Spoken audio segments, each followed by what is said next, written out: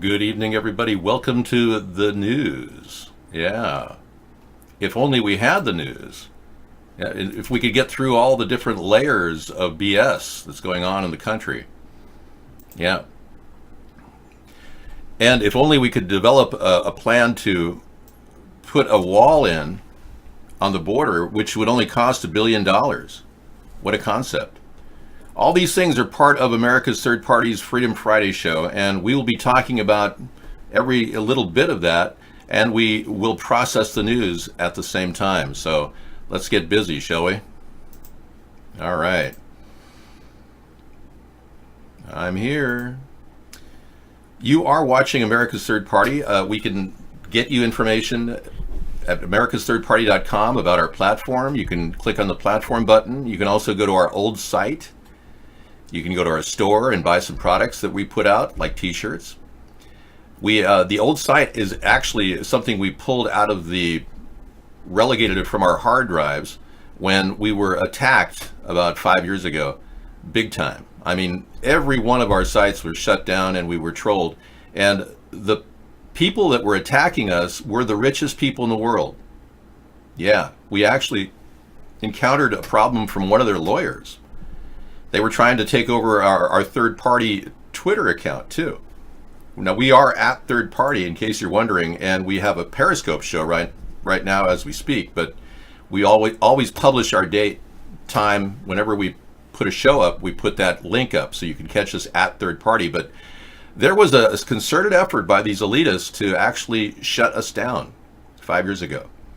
And we had to really fight and scramble to keep everything going, keep all our domains active, because they were literally dismantling us one by one. And I won't tell you who that family is, but they are the richest family in the world. Now, in lieu of that, they see us as a threat.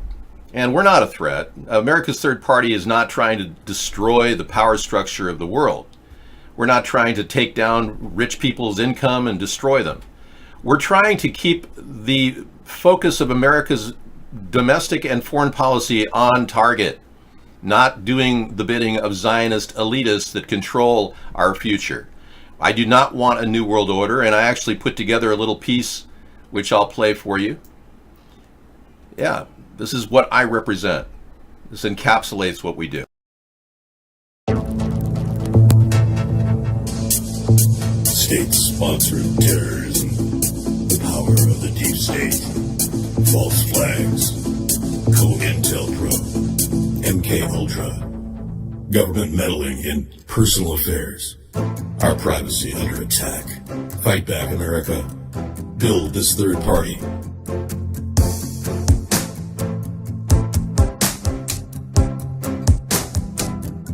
There is ample evidence that a concerted effort is going on to propagandize and control the political views of the American people. Their primary goal is to disarm the American people and to lead us toward an imminent fate that they see is the only way out, a new world order. Well, we say no. I support the nation-state model, and I support everything this organization is trying to do. I'm David Sponheim, and I support this message. Okay, so we're taking on the biggest issues in the country, and I had a philosophical problem when I first started this, because I didn't start this show thinking that I would be encountering a new world order. I knew way back in the 90s when I was with my father talking about a third party, I knew that a third party was the only way to stop these people from taking over our country. We just didn't know who they were.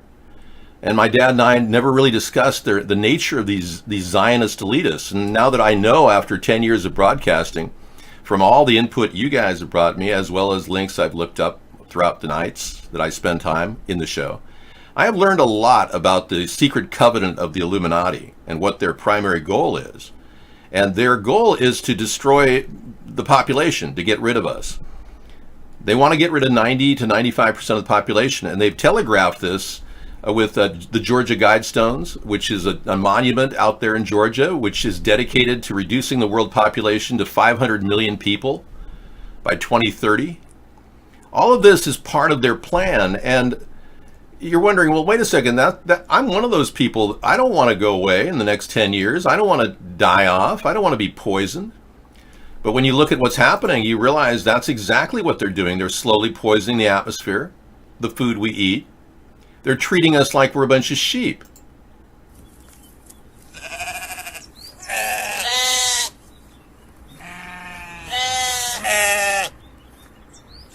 Your girlfriend has silicone implants. That's sad. I would not want a woman to endure that.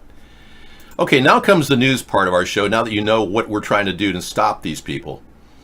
We are definitely working against their efforts to create false flags and all kinds of fake terrorist events. We're trying to do everything we can to reveal the truth, and that is that very little evidence exists of all these terrorist attacks.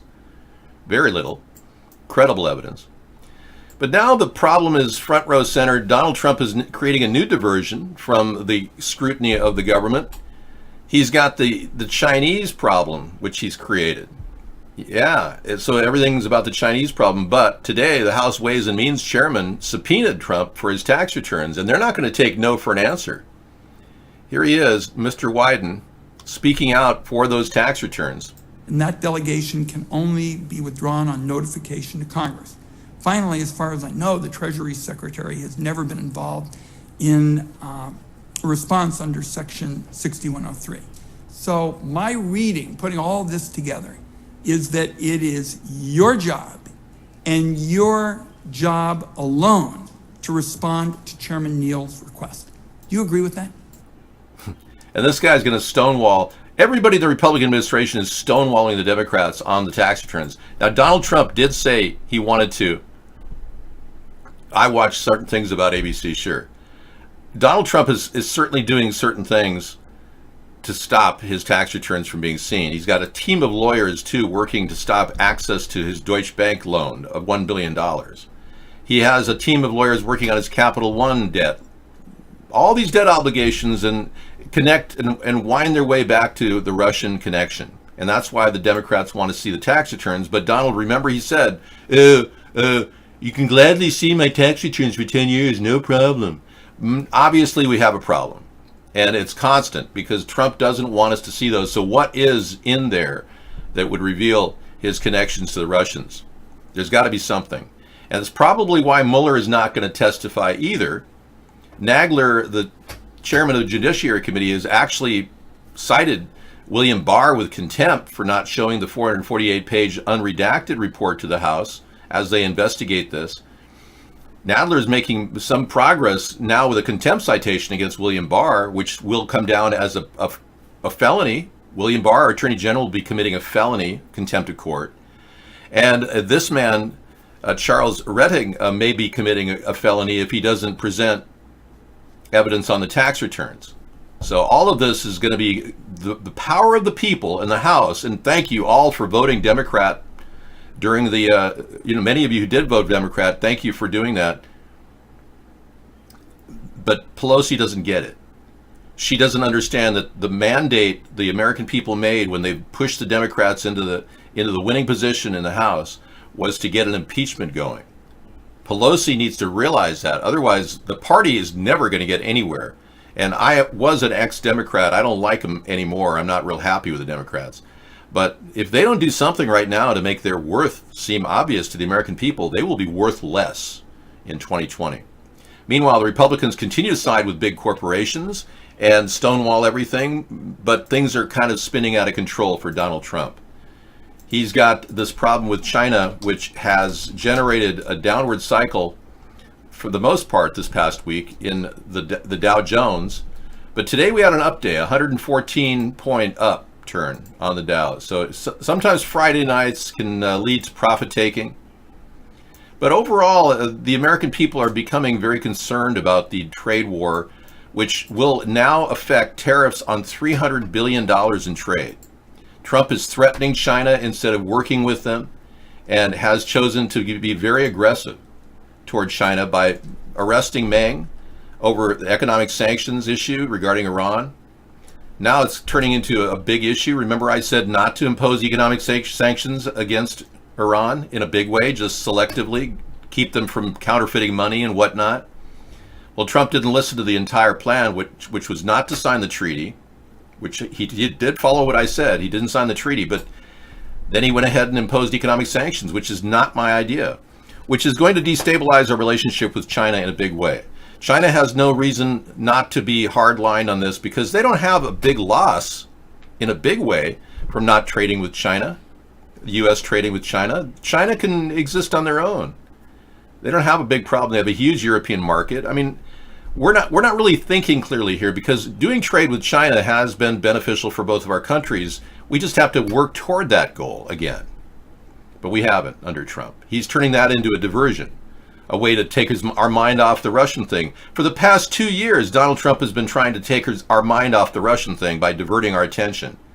And now, did you hear that Donald Trump is now trying to say that he's going to try to change laws? He's going to get the Senate to try to change laws so he can remain in office for 6 years because the Democrats wasted 2 years of his term.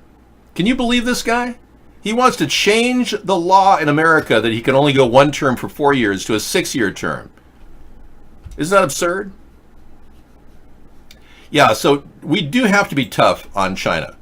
China is not a political or an economic player that needs to be taken lightly. But bear in mind, we are not really moving forward if we're at a stalemate. And Trump seems to be really good at creating stop points in a discussion. And having shut down relations with China at this point is not a good thing for either country. But it does make one thing clear. When Trump decided to pull our trade relations with China, he did indeed help Russia. Now, I'll explain that to you because this kind of eluded me when I was thinking about it. Why would ruining trade with China affect, why would Russia want us to ruin trade with China? Because Russia is a small country. China is a huge country. The U.S. is a huge country. I'm not speaking geographically, I mean economically. Russia has a very small economy, no bigger than Italy's. So it's pretty amazing how Russia has the ability now to control our relations with the other world leader economically, destroying both of our countries' chance for survival economically. You see how this plays right into Russia's hands? Yeah.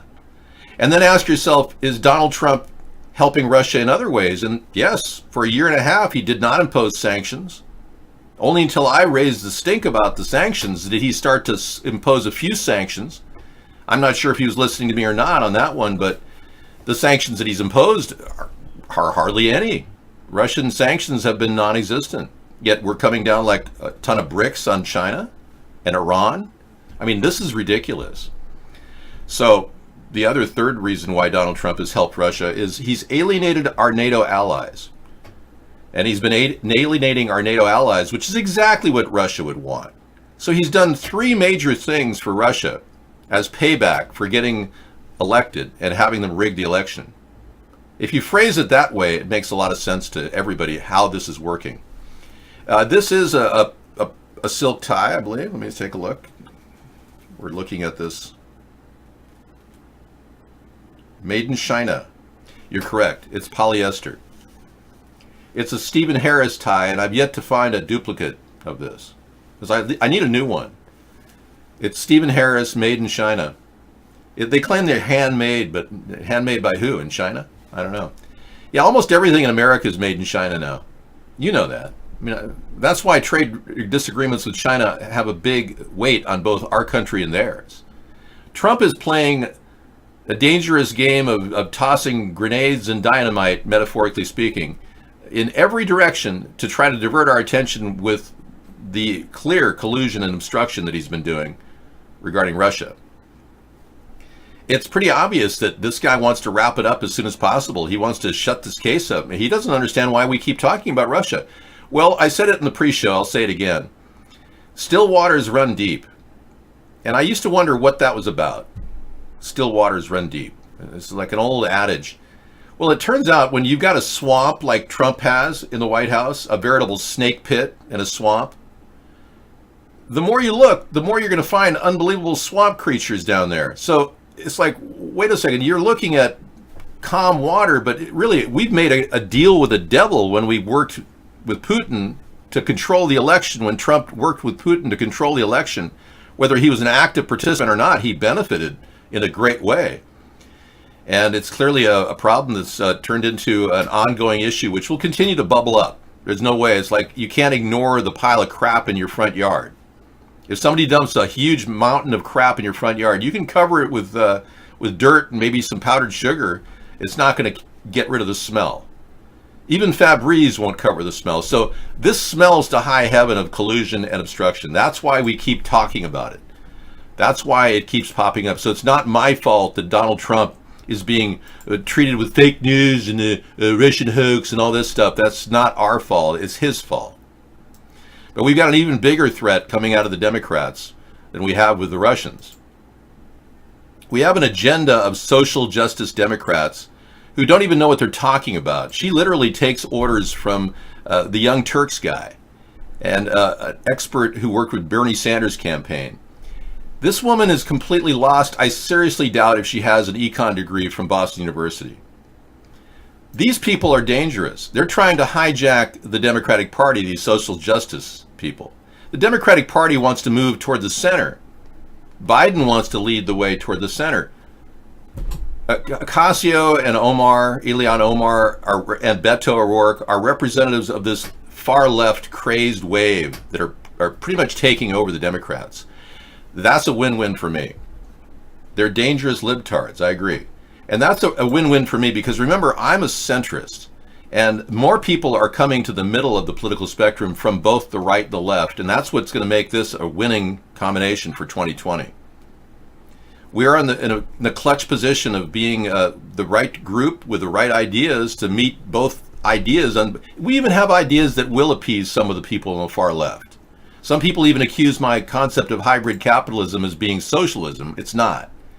But the concept of hybrid capitalism could very well stimulate a way in which our government can compete in the free market and make money so we don't have to tax you.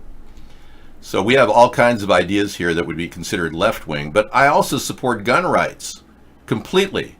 And I don't want verification anymore. You people on the right keep convincing me of the importance of just protecting the Second Amendment. And you've had a big plus in that direction. We've listened to your ideas. And that's something that I'm not afraid to move in the direction of supporting you 100% in your right to bear arms. So hybrid capitalism is the concept that we work with on our show, and it's what we've been doing as a backdrop. We have a book out. You can download it at americasthirdparty.com. It's 99 cents on Kindle. All right, so I'm going to go ahead and get to another line of discussion. Excuse me.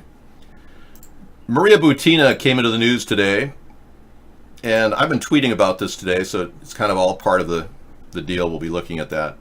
Russian agent Butina says, I don't know if there's one grand giant plan by the Russians in the U.S. Well, that's nice. Maria Butina was a political prisoner in Russia with her mother for years. She's hardly an expert on Russian state plans. Although if asked, she might know why the NRA got so many Russian donations prior to the election. That's what I want to know. Believe me, I'm not a person who dropped out of college. I left by my own volition, college. Yeah, people will ask me, David, why did you finish your degree?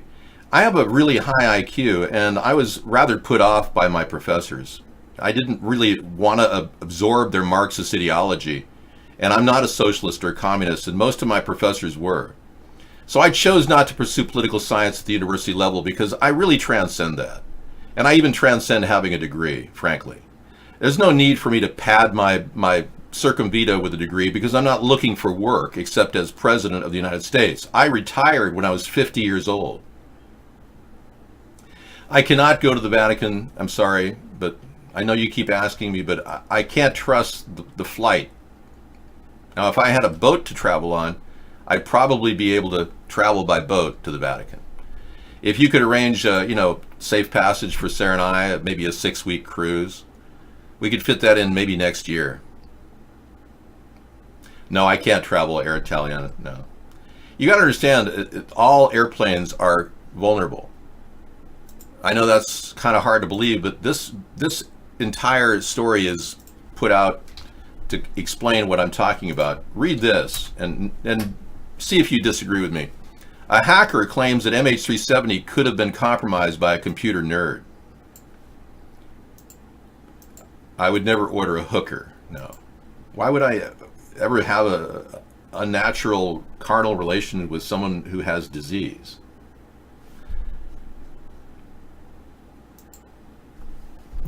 So as you look at the hacker claiming MH370 could be compromised by a computer nerd, you're wondering, well, what's that all about? What's Sputnik News? Donald would say that, oh, this is a Russian hoax, this is all fake news. When reality is, no, this is true. We don't know what happened to MH370. You look it up, carnality. We don't know what happened to MH370, but we do know that it definitely disappeared.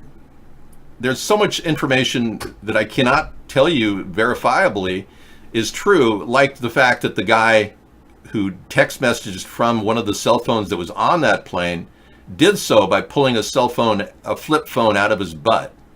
And that's a text message he made, which has an arithmetic marking on it. It's a mechanical marking that's done on forums that open forums take in these types of text messages. He did, in fact, send a text message from a cell phone that he pulled out of his butt at Diego Garcia. So the government tried to cover this up, claiming that there were no cell phone towers in Diego Garcia. There's 3 cell phone towers in Diego Garcia because our military has cell phones and they use the cell phone towers at Diego Garcia. So the cell phone did fire off a text message. It did come out of his butt and the guy no doubt died. Okay? I don't believe in creating animosity toward people and trying to attack them by violence. That's not my play. I'm not here to be violent and hate people and, drop UAVs on innocent people in foreign countries. That's Donald Trump's trip. When Donald Trump was president for 6 or 8 days, he ordered an attack on a Yemenis outpost, which had 31 innocent people there, all of which died. No, this is not old news. This is still a very relevant piece of data. So being they've compromised the computer chip, it's anything's guess as to how a Boeing 777 could vanish. To this point, cybersecurity professional Chris Roberts has told the Daily Star that MH370's aircraft could have been easily hacked from Earth. According to him, a person could have been compromised via 4 routes, namely the plane itself, the controls, the electronics, and the entertainment systems. This hacker, who once boasted about accessing a NASA system, pointed to 4 attack vectors. Now, all I'm saying is this is a real story and there's no reason to ignore it. If you want to read it, I'm going to give you another stab at this. This is still relevant news. That's why I don't trust it for me. But I trust planes for you because you're not an international success like I am. I have worldwide audiences that are astronomical, which are beyond anyone of your comprehension. And I'm not bragging or complaining. It makes me vulnerable for flight. If I were to get on a plane, I don't know if the 200 people on board are safe. You understand what I'm saying? I wouldn't even trust, if you chartered an Air Italia to go to the Vatican with full security, I wouldn't even trust that plane, if no one else was on it, was safe unless I could reveal their security system to an expert and have them discuss the dangers of that navigation ship. I'm not bragging. I'm trying to help save lives. I wouldn't want to be the responsible party, even if I died because they wanted to terminate me, which is pretty obvious they're pissed off that I even exist. But if they wanted to terminate me, and I'm not being paranoid, they would end up killing 200 other people. I can't bear that on my soul. I will not bear the death of 200 people on my soul. No way. My soul is pure virtue, and I'm not going to have that go with me to the afterlife. Now, Trevor, I think you've reached a point where you can't even be in the room. So, and I talked about the sex talk in the show. We just can't allow that. Yeah. But I guess you have free speech, so go for it. Well, I'm just telling you, I am not compromised. I've been 100% your political people's presidential candidate since the beginning. Nothing has changed. I've retained my virtue because I cannot possibly fall short and accept bribes. I was offered $300 million twice in our show to stop and cease and desist everything I'm doing. That's a lot of money. I won't take that money. That's dirty money. That's evil money. I won't take that money. Hey, what do you guys think about a ban on plastic packaging? I definitely asked how many people support it. Not many people support it. How many people are against banning plastic packaging? But we will offer some biodegradable alternative. But how many of you really want to not ban plastic packaging? Press 1. You use bags? I think paper bags would work fine. Thank you. So nobody has any resistance, so that's good. Okay, good. Then we're on the same track, because I'm mixed. I use plastic bags for garbage bags. And, obviously I would have to use paper bags. No big deal. I'd be glad to, throw a paper bag in the garbage because I know it could be biodegrade. If I knew plastic was biodegradable, like packaging, I've just bought some plastic that's supposedly compostable, but it looks like hard plastic.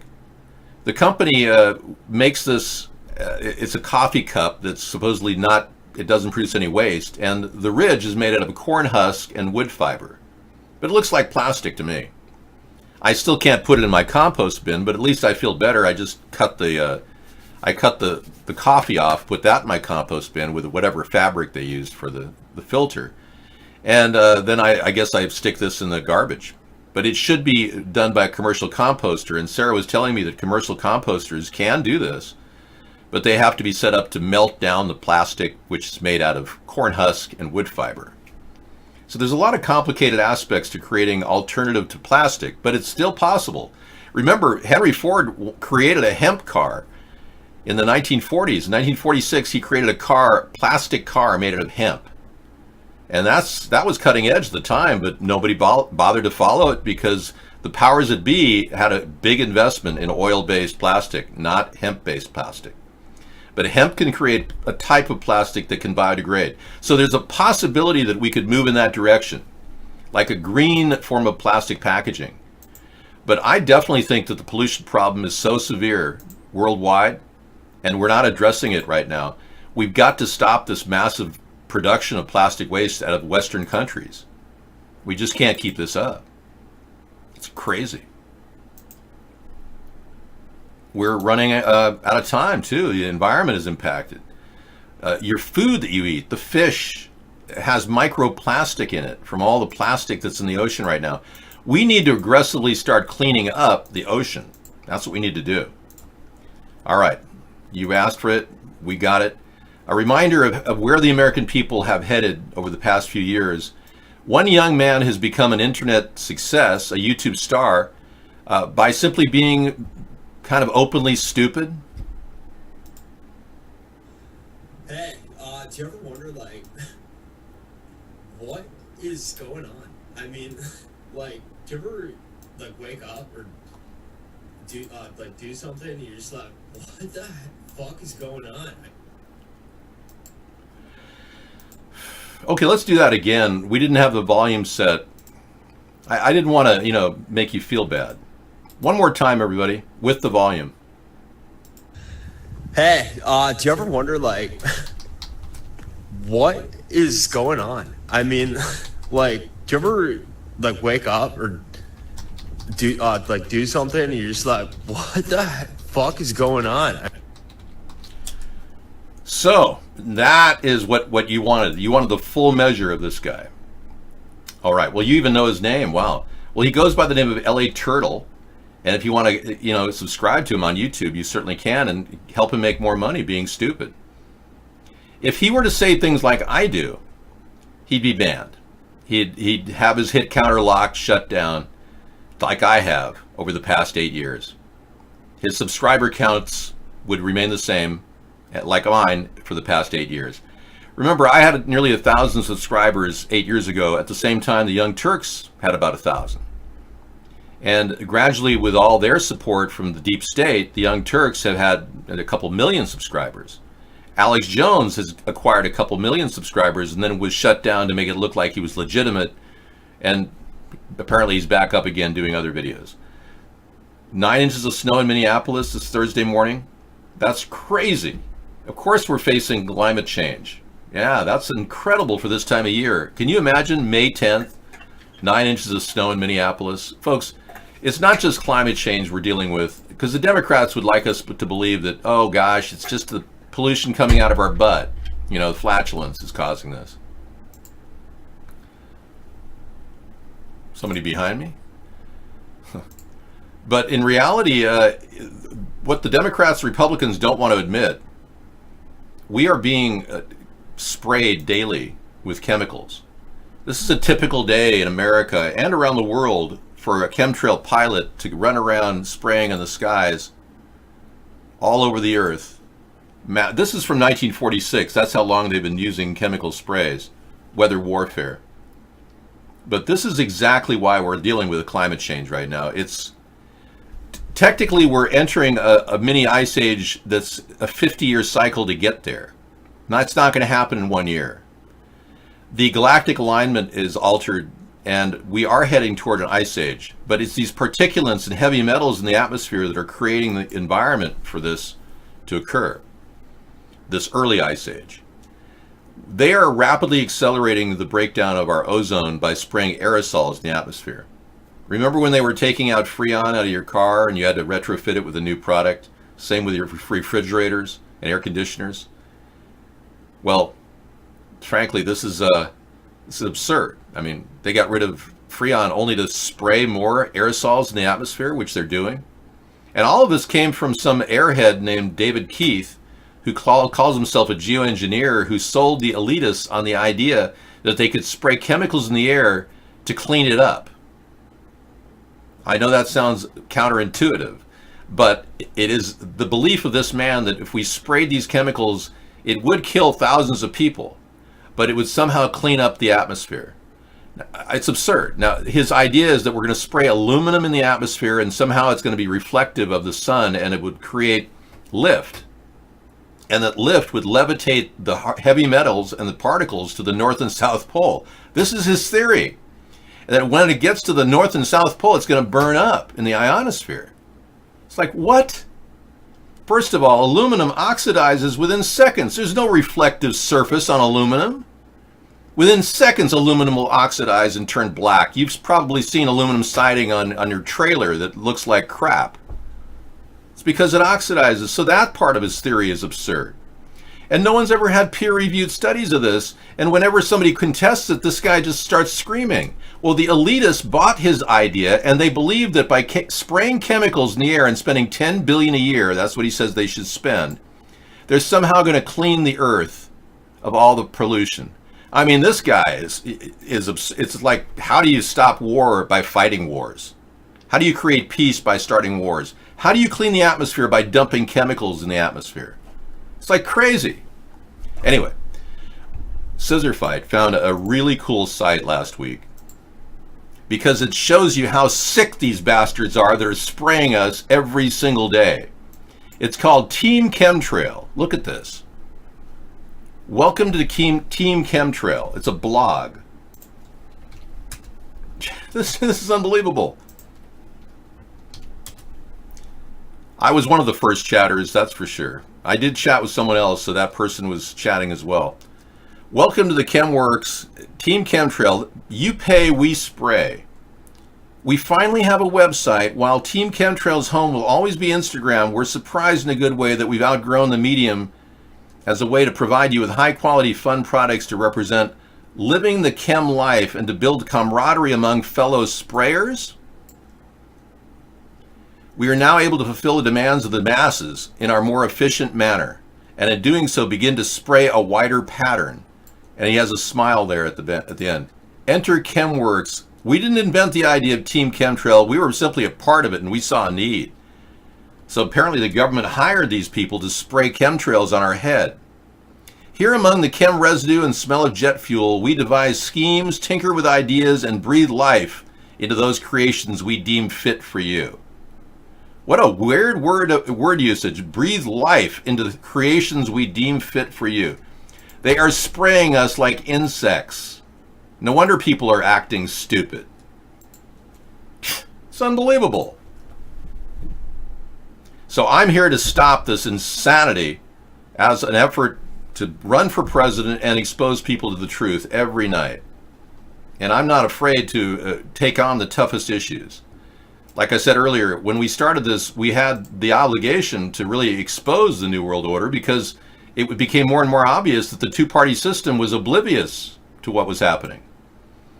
So when I took on these big conspiracy issues, everyone said, "Oh, Dave, you're a conspiracy whack job. You believe in chemtrails, blah, blah, blah, blah, blah." Well, would you rather have me concerned about your health than some nutcase who wants to take away your car and your planes when you fly from point A to point B? Wouldn't you rather have a sensible environmentalist like myself who's willing to listen to reason than some nutcase who's willing to jump off the deep end at a moment's notice? Yeah, there's something wrong with this woman, and I'm not sure what. Okay, so we're going to be taking on some tough issues tonight in the show, but obviously the big one I have is, did Maria Butina help funnel Russian money from this man into the hands of the NRA? Because the NRA will not comment at all about the Russian money that they've gotten to go to Trump's campaign. And there's not much on the news about this except for Maria Butina spending 18 months in jail. So they're trying to pin it all on her when in reality she's just a conduit for Russian money heading to the NRA. That's a serious question. So why has the NRA been so silent on this issue? And why is the NRA now facing such major financial problems this year that they're thinking of shutting down? I'll tell you why. Because they probably realize they have a huge liability if this story continues to propagate about how they funneled Russian money into the hands of Donald Trump. Yeah. They probably want to get out from under it. Remember ITT? It became obvious they were making money on the scholarship system in America. I mean, they made money left and right. You probably have an ITT degree. Some of you do. Well, they shut down their offices within 2 or 3 weeks when they found out the government was investigating the money transfer from FAFSA loans into their hands. They don't exist anymore. ITT is wiped out off the face of the earth. They used to train people and offer certificates in electronics and technology that were not accredited. Anyway, companies do that all the time. They will shut their doors to try to evaporate before any criticism and legal charges come their way.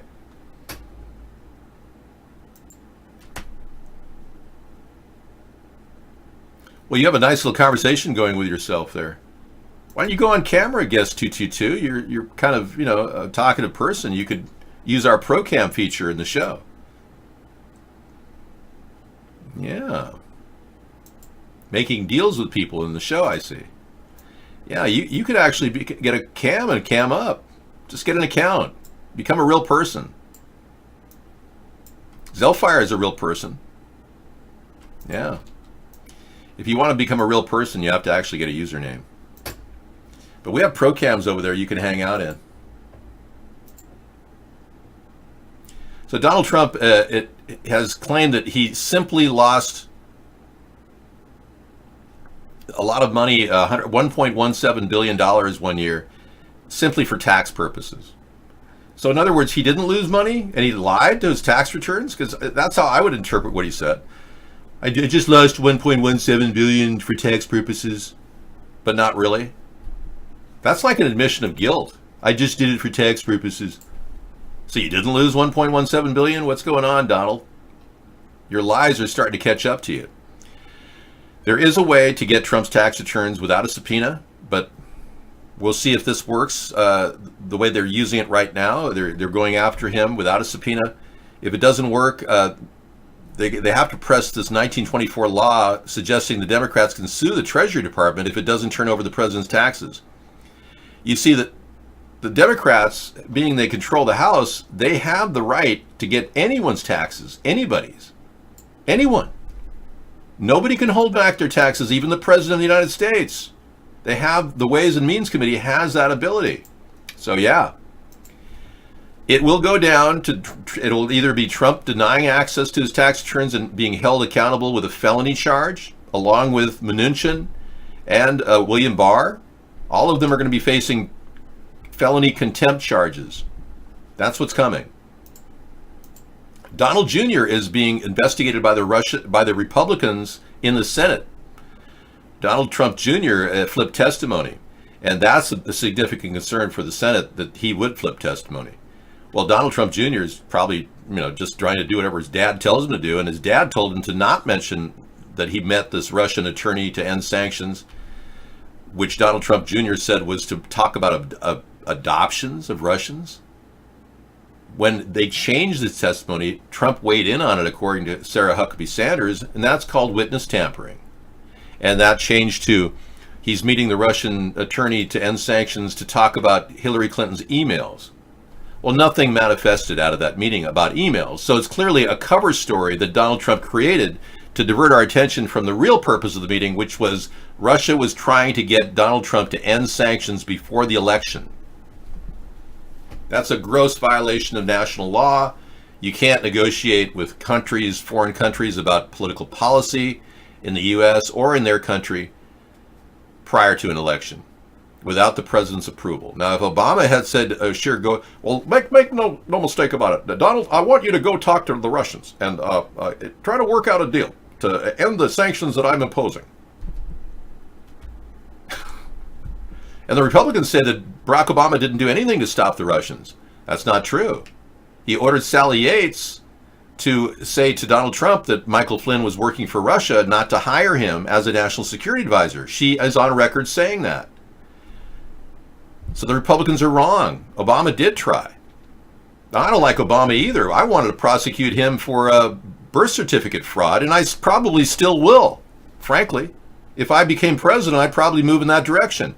Unlike Trump, who dropped the birther issue like a lead balloon. He simply acquired my idea of the birther issue, which I carried for, 8 years? 10 years? I still carry it. Yeah, I would have prosecuted Obama on the birther issue. Trump just dropped it like a lead balloon. That means Donald Trump is deep state. He's controlled by the deep state. He's a puppet for Putin. He is owned by the deep state. Anyone who thinks otherwise, merely ask yourself the question, why is he screwing up relations with China right now? China's over here. Look at what China's doing. They're learning from China. China, okay? Look at that. Isn't that nice? China. And ruining relations with China is exactly what the Russians want to do. They don't want Chinese profits to continue to loom and eclipse their money. Russia makes hardly any money at all, except through these clandestine activities and building up their military hardware and selling some MiGs to a bunch of foreign countries, third world nations. That's basically what's going on with Russia. They're jealous that China and the US have economies that eclipse them by 20 times. So what better way for Russia to meddle in countries' affairs than to destroy a trade relationship with an important trading partner like China? I'm afraid you're wrong. That's a felony. Stealing a car is a felony. Well, blackface was my only effort I could do to get noticed at that time. Remember, I've been censored since 2010 when I started this effort, or 2008. Here I was in 2008, fighting desperately, 500 hours of nonstop broadcasting, 50 straight days to stop the puppet Obama from becoming our New World Order president, just like I'm trying to stop Trump right now and the Russian connection to the Zionist elitists and oligarchs. Hi, good morning. As you can see, I'm still wearing the shirt I wore last night and yesterday at Blog TV. It's exhilarating to do Blog TV. We've been having an incredible time. This is in fact day 54. I thought yesterday was day 54, but we did a recount. And we determined that today is day 54 as we approach the election. And as your potential write-in candidate, David John Sponheim, I'm here to show you my hybrid electric vehicle. It's not a plug-in hybrid. That's something I want to build at the U.S. Auto Corporation that I want you, the people, to own. Check out this vehicle. Isn't that a beautiful car? Everywhere we go, we get looks. One of the reasons people look at us is we get about 60 miles per gallon, which is really nice. We've been across the country a few times campaigning, and this vehicle is truly a dream to drive. It's a little bit tough on the bumps because those tires are high pressure. Yeah, and I'm low pressure. In case you didn't know, I'm a very low pressure guy. Thank you, Daryl. I don't in any way try to push an agenda on anybody, although you can see me ramping up every night, and I've got the vigor that is needed to fight for this third party, but I'm not a person who is going to push my ideas on you like Trump is. I'm not going to tweet recklessly in the evening because I can't sleep or something. I would definitely be a safer bet for the future as a president, simply because I'm level-headed, whereas Trump is a hothead. No, the U.S. Auto Corporation is not a socialist idea. No. The U.S. Auto Corporation is a chance for our government to take equity we have in other companies like General Motors, which we have lost our equity since I came up with the idea. But it was designed to use certain utilities that we have acquired through the auto industry that are closing down and start them back up again and make one particular brand of car. Remember, prior to the breakdown of General Motors, when we bailed them out for $53 billion, they had 45 different cars for sale. Now they cut practically every one of their sedans and subcompacts, and we're losing market share because there wasn't someone to fill in the space. And this U.S. Auto Corporation would create one car like the Model T or the Model A that would be very appealing to average people around the world and would sell for an amazingly low price of $15,000. We'll get 100 miles per gallon and have 0 to 60 in 6 seconds, with a battery-operated hybrid, which takes gas as well. All this is possible. Like the Model T, yeah. That's not a joke. Believe it or not, there was a time when America was the powerhouse of production, and that we could veritably do that again if we would just focus. But we've been hiring liquidators and con artists and hard sell guys like Trump, when what you need is an innovator and a person more like Teddy Roosevelt. Teddy Roosevelt was one of the greatest presidents we ever had, and he built our industries, pretty much, or he helped build the industries, and he kept industry from getting too big. Teddy Roosevelt had a tremendous record as president. He would have remained president had he not made the mistake of leaving, and then he had to create the Bull Moose Party, which didn't quite pull off, but yeah, Teddy Roosevelt, that's the kind of president we need now. Somebody who actually has the guts to build industry. Now, the government has never gotten involved in making anything, really. Yet we could. Here he was in his early days, in 1875, this was Teddy Roosevelt. Nearly 100 years away from me, yeah, in my time here on this earth. Teddy Roosevelt was doing an amazing job of getting our country to the point where we were the envy of the world. And as you can see, I'm back. So let's get started. What do you say we build back our industry? I'm excited, aren't you? Yes, Tim Fowler of Mutual of Omaha has passed away at 87. I'm just saying I looked a lot like the guy. I have a lot in common with Teddy Roosevelt. He had a lot of childhood illnesses. I did too. I've never had any illnesses as an adult, but my childhood illnesses were notable. Yeah, I got a cold as soon as I was born. And it was all because I have a family member that decided that didn't want to listen to anyone in the family to say, stay away from the baby. You sneeze on the baby. This person walked right up to me and sneezed right on me. I was just born. I'm not kidding. I have a family member like that, and I care not mention anything more about that family member. But yeah, completely disagreed with my parents' request to stay away from me, and purposely got me sick. And I didn't get better for, 7 years? I had one cold after one flu, after one pneumonia. I had pneumonia 3 times as a young man. 3 times. So I share a lot of the suffering that Teddy Roosevelt went through. All right, U.S. government records 160 billion. Records 160 billion of April surplus. I don't know. I don't believe anything I'm reading right now. Statistical judo, they call it.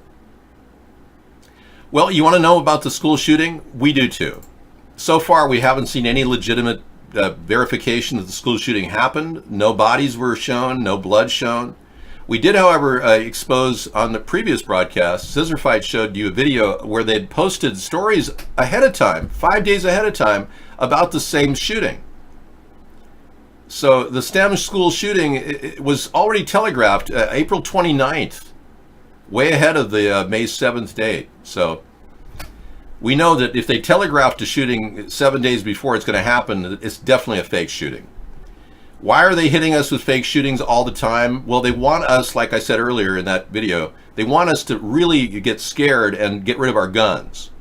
They would love to disarm the American people. That's a priority of the New World Order. And that's why I'm standing up against this tyranny. I cannot see our country being disarmed. Your right to bear arms is the last barrier of defense we have. You don't have to comply, because I'm not taking your guns away. We have any number of potential threats to this country. Why wouldn't we want our citizens to defend their own terra firma, their own house, their own property? I would never take away your guns, like Katrina people had their guns taken away during Katrina by the National Guard. Hi, Sarah. Hello. How'd it go? Sorry, Mom. Oh, you're okay. You don't have to rush. For next week. Yeah, you don't have to rush. Don't worry about that. Whenever you come in, it's great to have you. Thank you. Good to see you. Thank you. Good to see you too. Okay, I'm going to kind of back out of here. We've got Sarah for the remainder of almost a half an hour while I do some dinner. Because my parents told me that this person, and I'm not going to name names, and please don't mention who this person is. This person in my family coughed on me when I was born. And I'm not going to say who that was, but yeah. Now, I don't It's like a family story. It's a family story that no one would David forget. heard. Well, there are a lot of things that happened in my youth that I would like to put behind me, but ironically, what happens in your youth stays with you the rest of your life. As much as you want to rewire your brain, and many people are doing that, you're trying to, it inevitably dogs you that, you know, maybe you had things going on in your childhood that weren't really what should have happened, you know? And I've always had those thoughts. But I can't live in that world of dwelling on that. And I agree with Sarah that you have to rewire your brain to focus on the positive. And she's got some great techniques that she's using.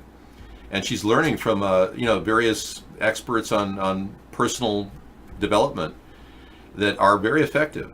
And I understand that they do make sense. The one I'm listening to now is How We Learn. It's got a lot of studies and a lot of information in there. Wow, that's It's interesting. almost like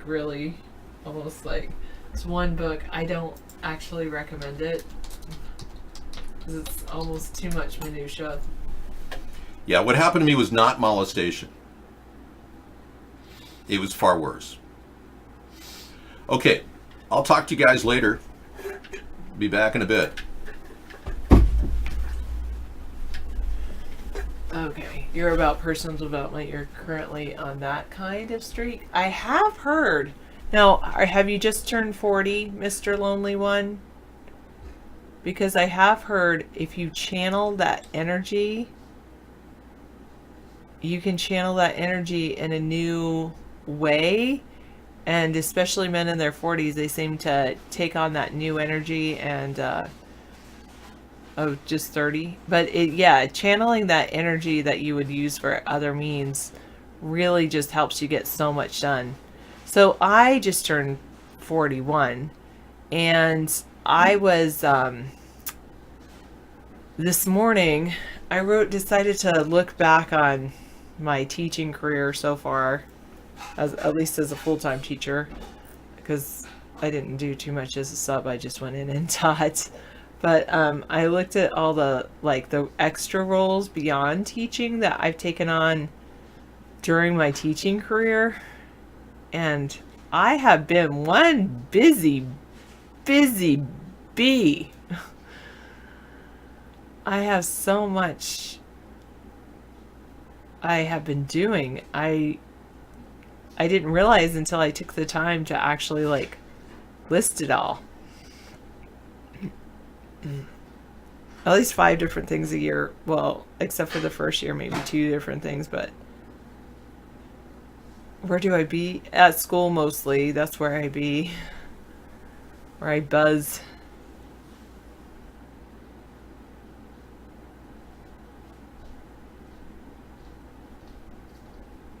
The crown chakra. How is it developed?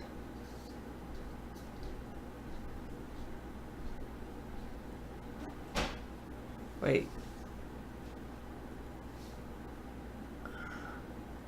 Yeah, what's the crown chakra and how is it developed? No, I've got to go Google something that's what I'm going to Google.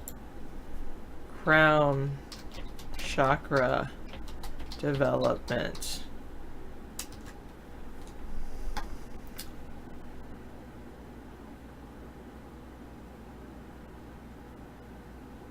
Yeah, I can rhyme.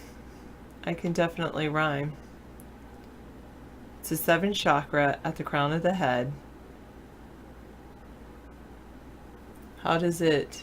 It's a center for trust, devotion, inspiration, happiness, and positivity. The center for deeper connection with ourselves and deeper connection with a force of life that's greater than ourselves. It can be useful tools to open the crown chakra.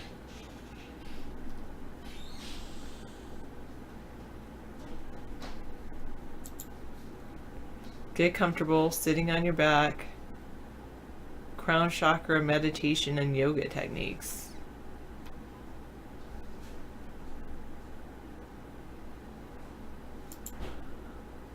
The opening of the crown chakra is a soul riveting experience. As the crown chakra rests in your head, significant physical sensations are felt in this region. Headaches, nausea, dizziness, drowsiness, and even migraines are symptomatic of an awakening of the crown chakra. That's pretty interesting. Very interesting.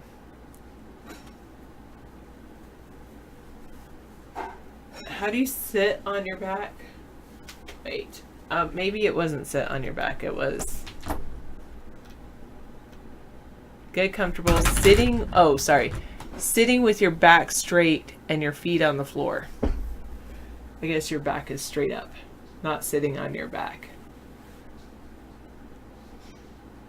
I very rarely, I might say something. That's about the only sting I have.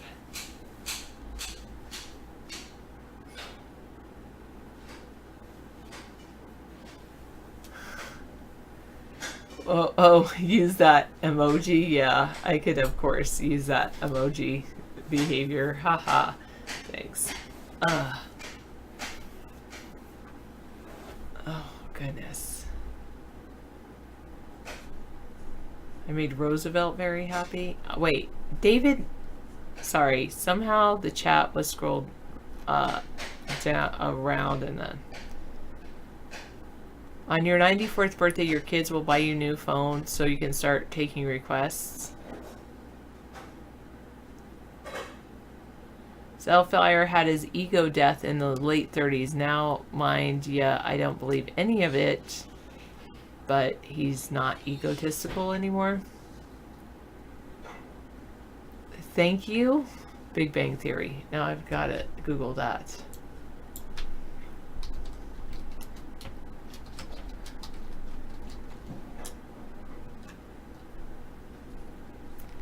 Images. I never actually watched more than maybe 5 minutes of The Big Bang Theory, but I probably would enjoy it. I think I'm going to save that one for my retirement.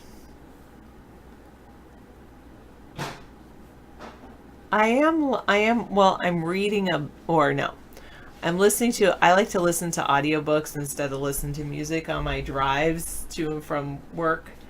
And my recent audiobook that I'm listening to is called How We Learn. I check them out from my local library. And usually like I'm not so fond of that one. I think I prefer female readers or something. I think that's it, but no, maybe not. But anyway, I was really excited about two recent ones I listened to. One was called The Year of Less by Kate Flanders, and I talked about, and then the one before that was The Magic of Tidying Up by Marie Kondo. I don't even know who wrote How We Learn, but basically the guy who wrote it, and I think is the author, I think is the reader too, he's gone into detailed reports about all kinds of studies about how we learn. And I have learned quite a bit. But The Year of Less is very good. Oh, I love that. Even though at first, when I was first listening to it, I've never met Ira Cutler now.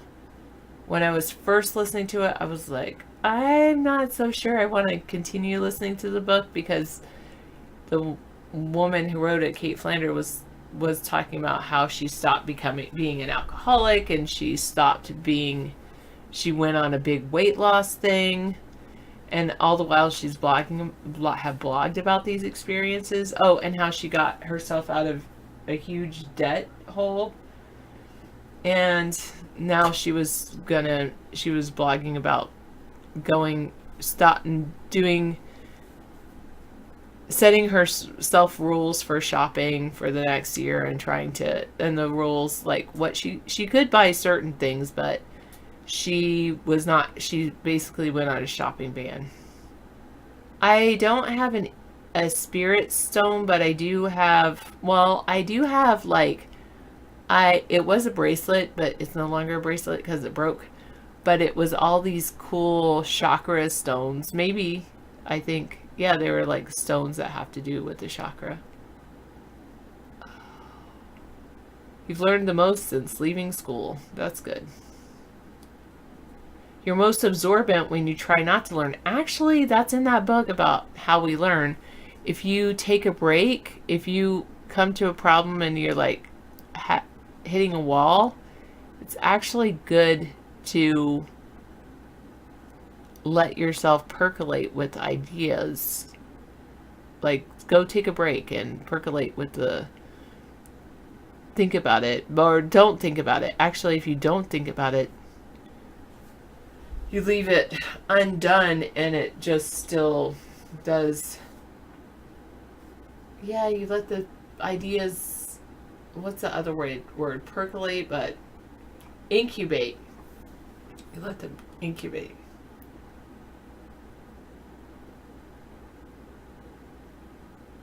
Have you ever heard of percolating coffee? Like it's bubbling to the surface. So in the days before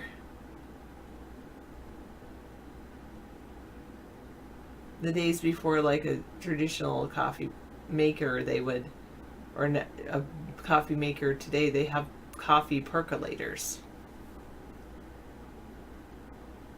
You can't listen to audiobooks, but you had an idea for a service that would allow you to choose people you know or celebrities to read for you. Yeah. You could get your grandma to record a children's book. You could listen to your great grandma read you the Brothers Grimm. That's interesting.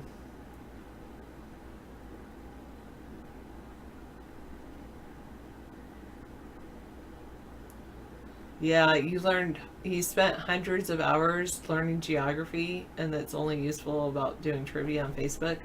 I think it's best, if you want to learn geography, go travel. That's the best way to learn geography.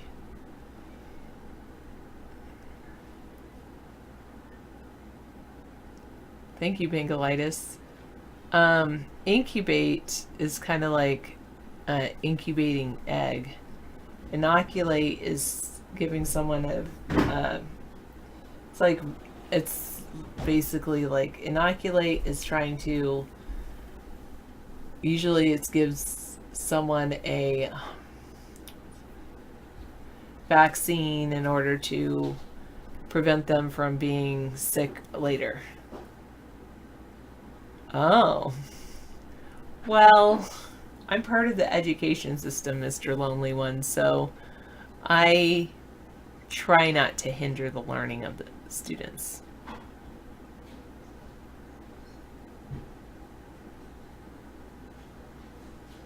I love what I do, and one of the reasons I'm passionate about what I do is because I know so many people didn't have good experiences with education, and I hope to change that. I hope to be that light that we do what's best for kids and give kids good experiences with education.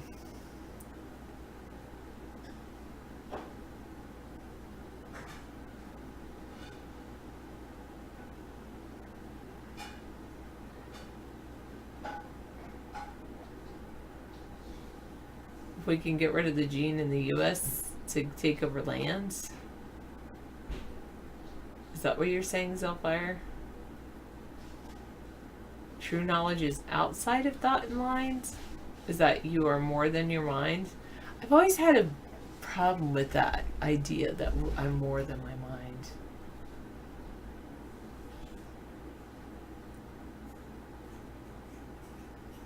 But we're more than our body. I totally get that I'm more than my body.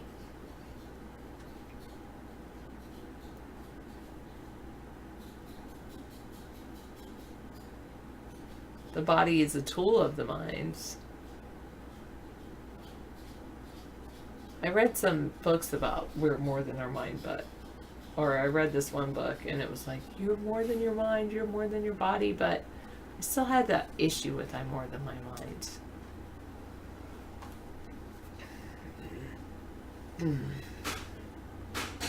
I guess I'm like my soul. And what is more than, is it your mind and body together? Synergy? Is it energy beyond your body and mind? Would we continue going on if our... Actually, that's a book, a Zellfire, that I was reading. Just Do It. It's something about time to get off your butts and stop your excuses. Oh, thank you, Penguin. I will do that this weekend. Totally haven't, I did not do that, but yeah. Good, thank you. I wonder what their sign is. Is it Uber? That's the time to buy. Let them slide and then buy.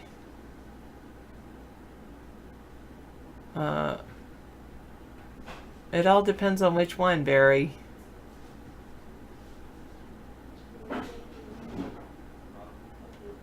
We used to do pages of calculus in 60-second stop because that's useful everywhere now. You laugh at kids stuck with Common Core with their circle and squares. Most of them would not survive a real calculus life or death situation, like defusing a grenade or giving the exact change to someone who looks like an angry bear. Or, you know what the thing is too, like, have you ever like given change, like I give change, say it's, I know, a good one, $1.72. And so then I might give them 3 quarters and 2 pennies. $1, 3 quarters, and 2 pennies. And they look at you like, but it's not 77 cents, it's 72 cents. I just have to go, yeah. Oy vey, exactly. Or sometimes it's like, did they say 78? Sorry, I meant I'll give them a, no, okay, sorry. $1.72. And sometimes I'll give them $2.02. That's an even better one. And they're like, but it's 72, not 2. I'm like, but I don't want those extra pennies. And they don't totally don't get it. And all their families use a credit card, and it's just all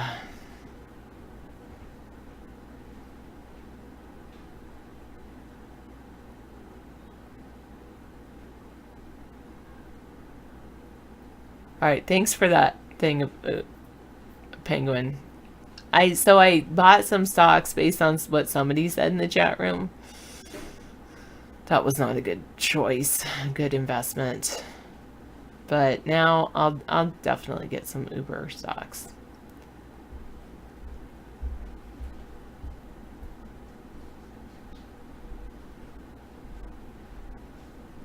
I don't think so. Behavior. I don't think that's happening. No, it wasn't Snapchat. It was like some, basically they were healthcare stocks. Yeah, they were mainly healthcare stocks. Yeah, you might be right, Dr. Mel. And then the calculus will only come into effect when people are trying to rip the system off. And no one will know, because they're like, you know, how people like can scam like 2 cents here and 2 cents there, and pretty soon they've scammed $2 million.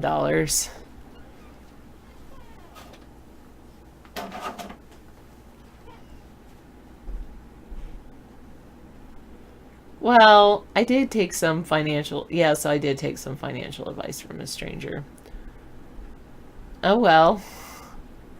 But I didn't lose too much. I didn't put all of my eggs in one basket.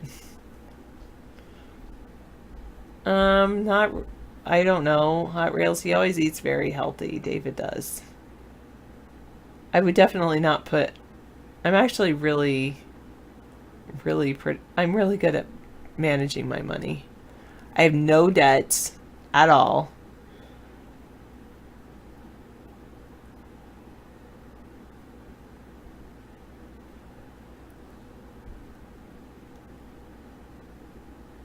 No, it was a guest, so that should have told me something. They do it through WeChat app, all the exchanging of hands. Samsung Pay.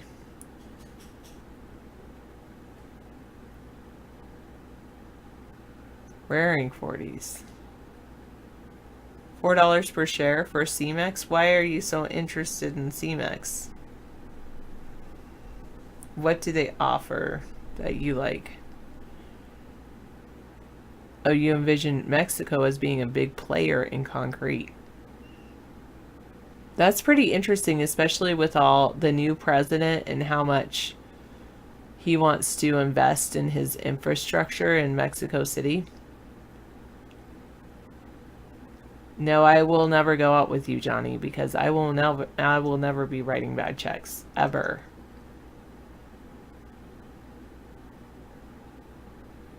Yeah, don't worry, Hot Rails. David does not have a gut. I think he's in pretty good shape. He might not be bodybuilder, but I think he's in good shape. But you know, bodybuilders do have heart problems too. Yeah.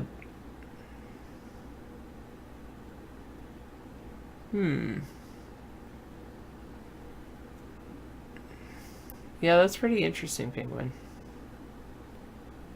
Daryl VJ said maybe Mexico can make the concrete for the wall. Okay, which one would you buy if you had the money? Would you buy CMEX or Uber? If you spent the same amount of money on both of them. Okay. I tend to agree.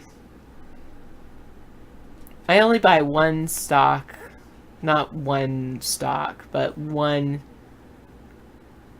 company a week, a stock for one company a week. That's my limit. And then sometimes and then the other thing I do is I'll check, and if a company has lost 25% over their high, I will sell, even if it's a loss for me, because then I'm not losing too much, staying in something that's going down that like huge.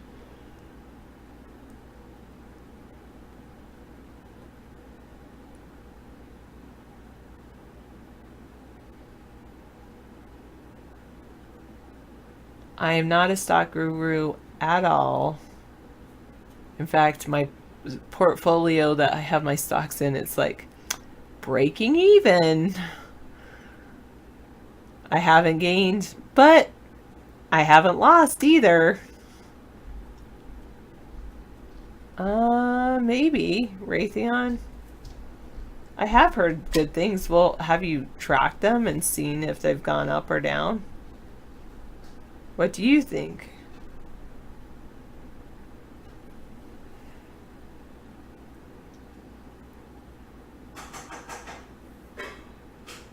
I agree. The other is Lyft. Yeah.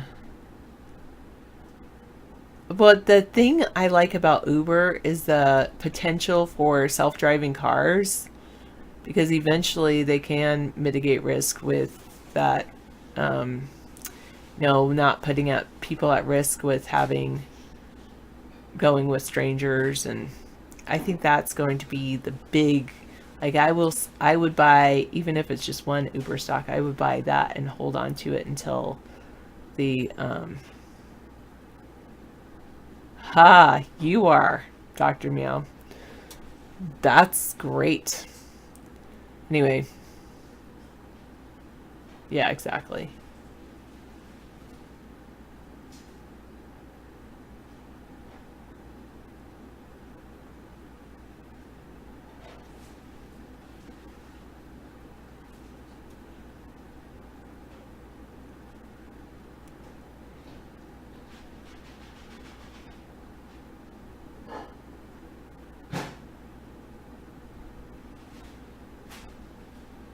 Breaking.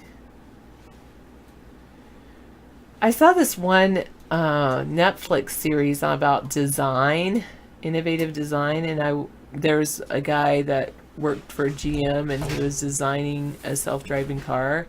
And I liked it because he had like the driver's seat was, you could turn it completely and be like facing your passengers. So like the passenger seat and the driver's seat, the driver's seat would turn around completely if the car got to the point where we trusted self-driving cars, and then you could be like playing a game of cards or something, which is really good because you're just sitting in a vehicle. And I get that people don't like mass transit because they like their personal space. I think that's really what it's about in the US.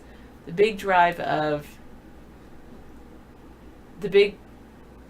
why mass transit has not been as readily adopted in the US as it has been in other countries is because there's this issue with personal space and individualization for Americans. I mean, there are people that definitely have adopted it, especially more. No, I never bought that Hot Rails. Especially people that that are environmentally conscious. They definitely do more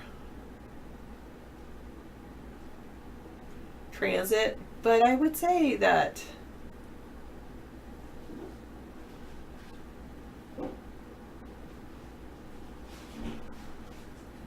wow.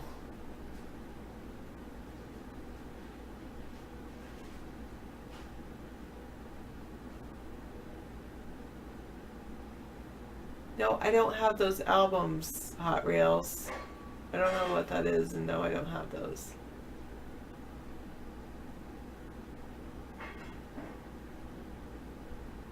El Toro, so sweet. No, I didn't have any albums. I did some tapes, but very few.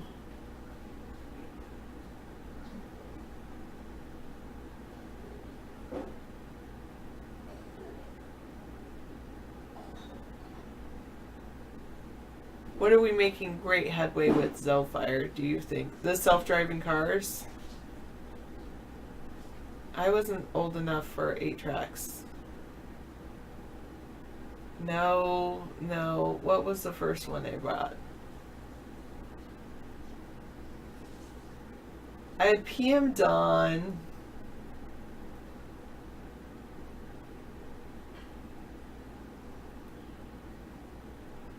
Well, there's one album tape I played.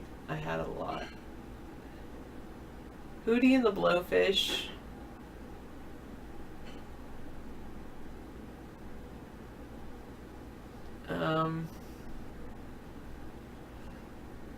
No, not Footloose, but maybe the Robin Hood soundtrack, if it was a soundtrack.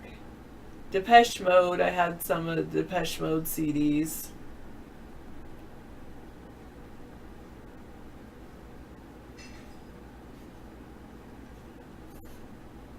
Bjork. That's about it. Yeah, you can tell I'm tired. I'm just like, this is me in my imaginary hammock. David said we might put it up this weekend. I might do it without him.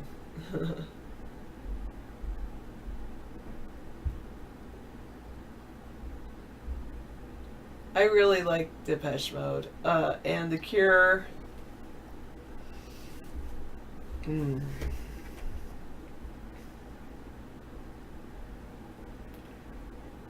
Bryan Adams.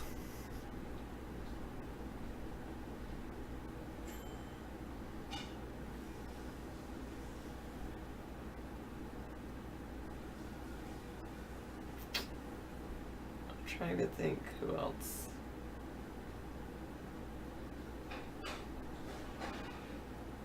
My sister listened to Boy George, but with that whole scandal, that was not good. Yes, definitely. 4 Non-Blondes. I don't have a secret stash collection. Is that people I find attractive? Everybody knows I like John Cusack. And,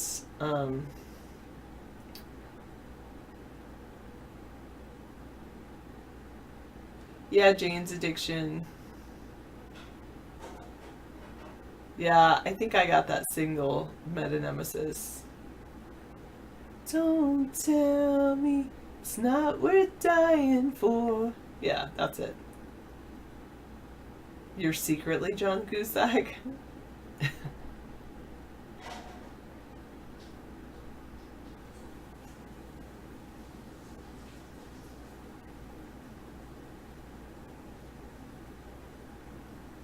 Christian Slater, those were the 2 people.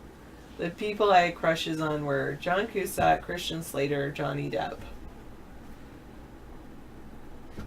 That's probably in that order.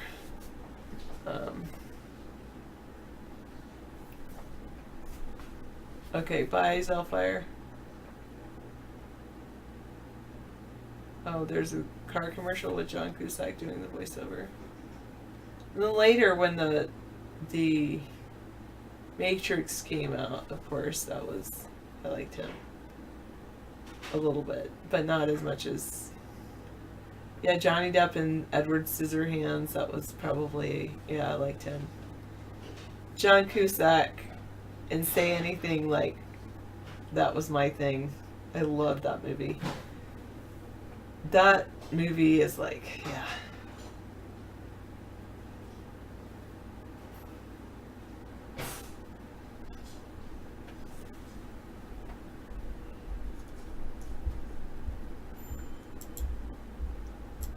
You've never seen Say Anything? Well, if you're not a girl, it might not be.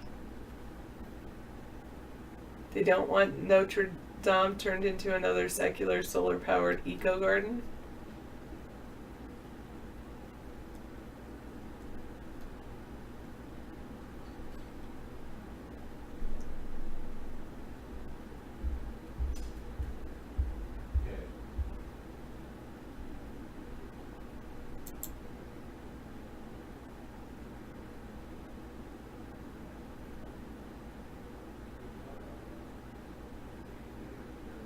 Well, The way I get internet way out here is, wait, let me see.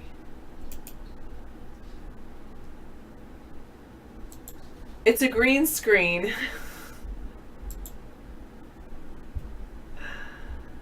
I have never read Marquis de Sade.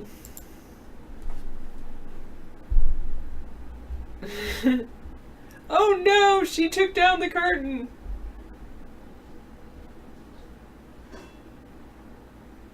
She's a total fake. Actually, she's more real because she admits it. I'm glad you have a similar sense of humor as I do, because I feel like I have an odd sense of humor. David's always like, if he can actually get me to laugh, it's a good day. Or a good month.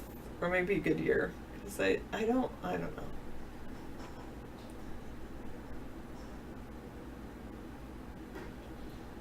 Well, you're probably right, but it works, Dr. Meow. I don't know, Johnny. Why would you ask? I don't know I can't answer that because I don't know what you look like, and I haven't chatted with you enough to know your personality, Johnny. So why don't you sell yourself? I mean, not sell yourself as in like literally $1, $2. More like, what are the things that you're good at, and like a job interview.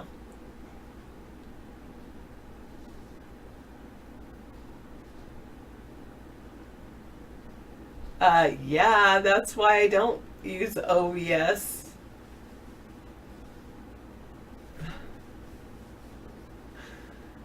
Whatever you want. Johnny, I won't date you because I'm in a committed relationship with David and always will be. I'm very loyal.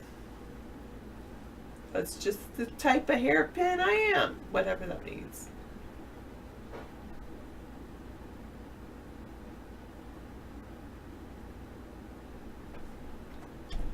You like to vacuum. That was funny. One of my friends like, so I bought my wife a vacuum cleaner for Mother's Day. You think you should like it? We're like, yeah, sure. Well, the old joke. I'm like, that sounds like something I would like. Your wife? Not so much. My horn, I don't know how to play musical instruments.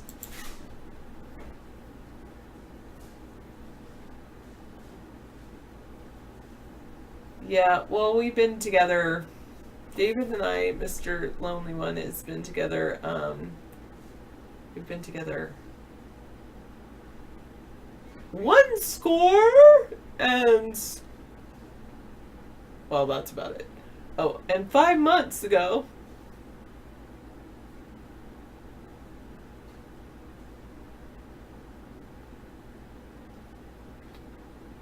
Yeah, Johnny, that's me. Hello, Anita. Ha ha, Hot Rails, thank you. Oh, what is the medication for? Oh, you're telling us all. She's got it all down.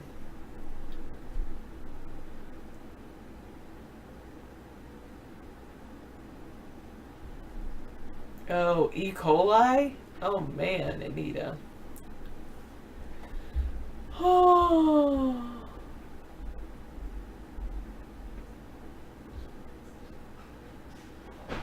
So depressing. I've got to call a family member who's not doing well.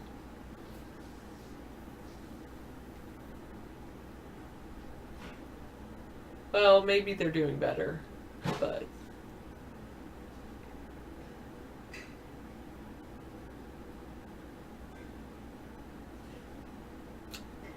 so I take it you're new to the show, right, Mr. Lonely One? Yeah, gotta take care of your health. That's true. I'm kind of relaxed with this show. We've been doing this. I've been with David for a score, well, otherwise known as 20 years. And we've been doing this show for at least a decade, I think. Well, maybe, yeah, about a decade. A little longer, actually. So half of our relationship has been spent with people like you.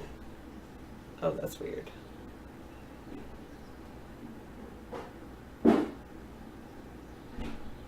I know, it's, yeah. There's a study on eggs. Again, another study has shown that over 3 eggs a week is bad for your heart. Another study's come out now, independent of the You last see study. why I see that, really yeah. like eggs? I don't blame you. People know that's my thing. Yeah. I think they're fine with baking because I think the baking, actually, the bread breaks down and changes the Cholesterol. texture. Well, when you're eating it with bread, it's able to absorb the proteins. Oh, right. Yeah. Interesting. Yeah. Why not? Sure. Okay.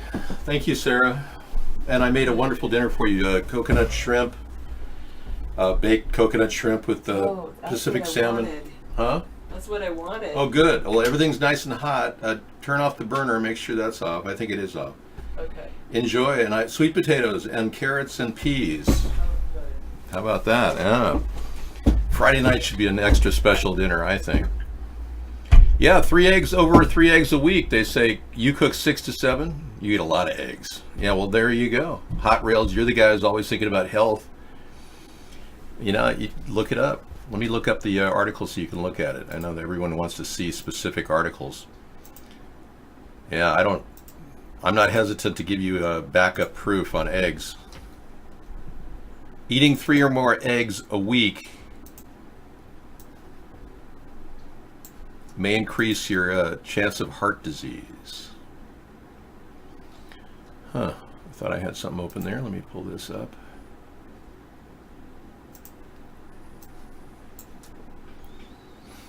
There you go. Da-da-da. Fox8.com. Well, I'm not sure what happens, Time Pilot. I'm not around to, experience that sensation. I'm here only to process hydrogen.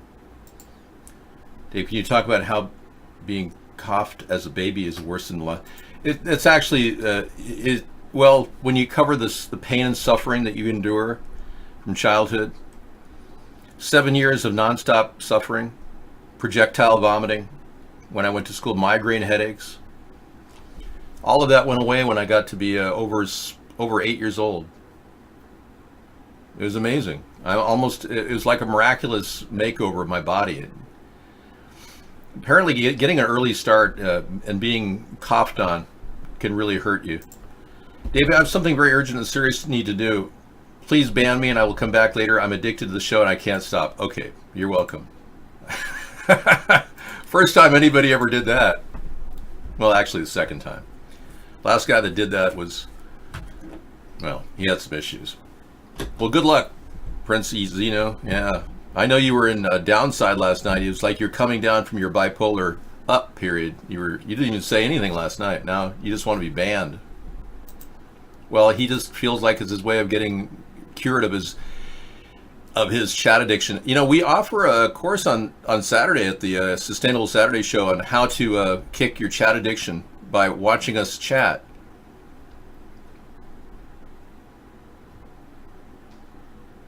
I win, yes.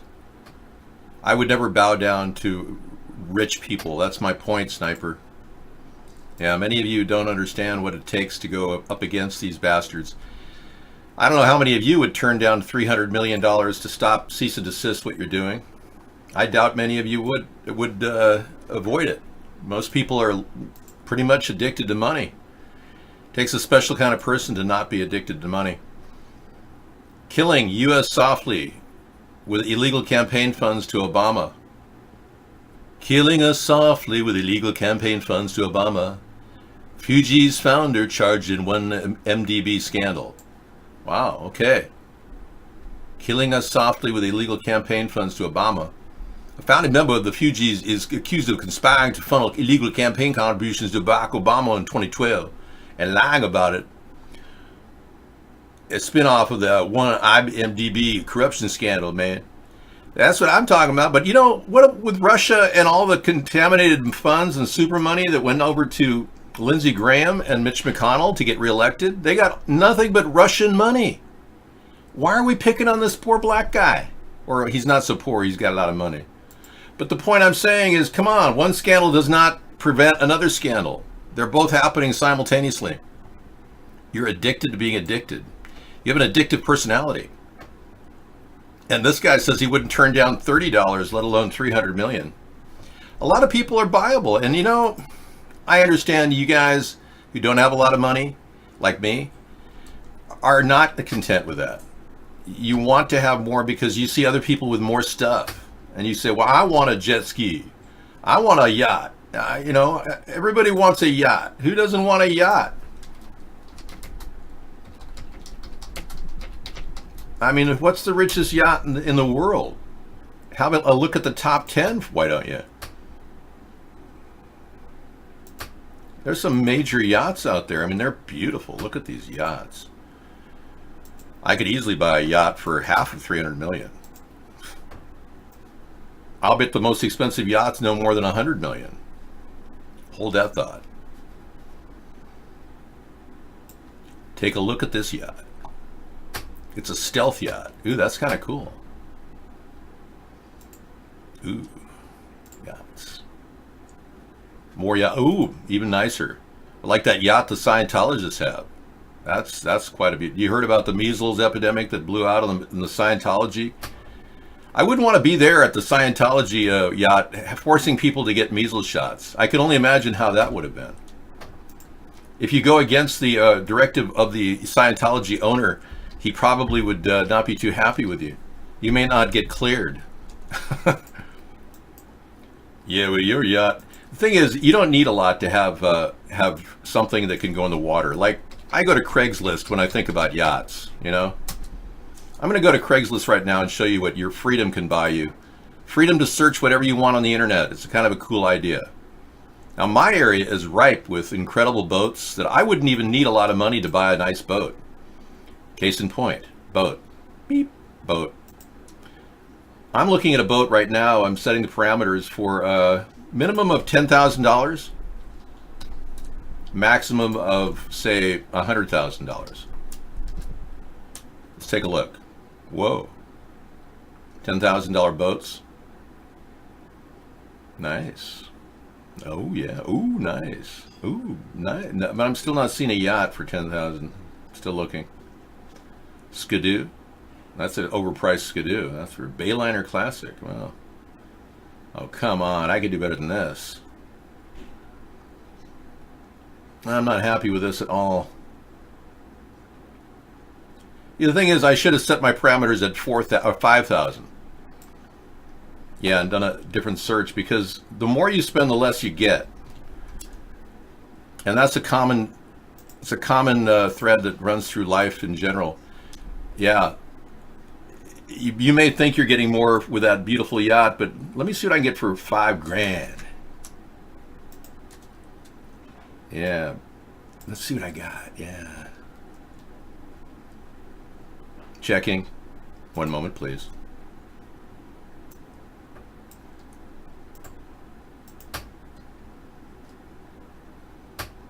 Okay, I'm rapidly looking for something good. Oh man, I saw a really nice one. There you go. Wow. Bingo. Port Townsend, $10,000 gets you this beautiful boat. Who doesn't put a picture of their boat inside? I mean, for $10,000? Come on. What, are you kidding me? Jeez.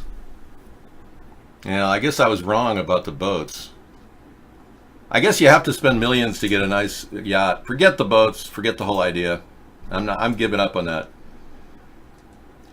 No, I don't believe a hooker is worth money like that, because being with a hooker is not going to give you any fulfillment. Well, this summer I'm bound to get into 38s. No question about it. Whenever I travel, I lose weight.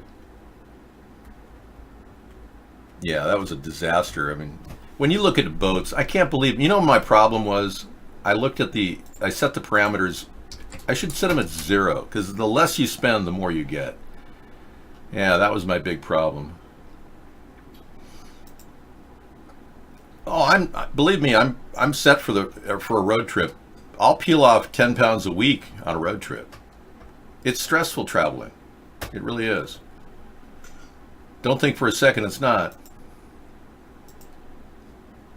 Well, cutting back on sugar is key to longevity. Yeah, I don't eat a lot of sugar. Whoa. Wait a second. Now, I don't believe this. Okay, my theory may come true. $45 gets you the bow picker with the quad axle trailer. Wow. What's he got there? Make a great crabber. She has 6 holds. She has radar. She's registered $45 will get you that. I'm gonna assume this guy says 45 grand. I mean, this is a hell of a boat.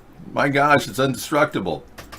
You could crab on this thing. Yeah, it must be 45 grand. Yeah, I was gonna say $45. I don't think so, buddy. Oh, I'm sorry. I'm taking up my time on Craigslist. Well, it's Freedom Friday. I can do whatever I want, right? It's free. Freedom to surf the internet.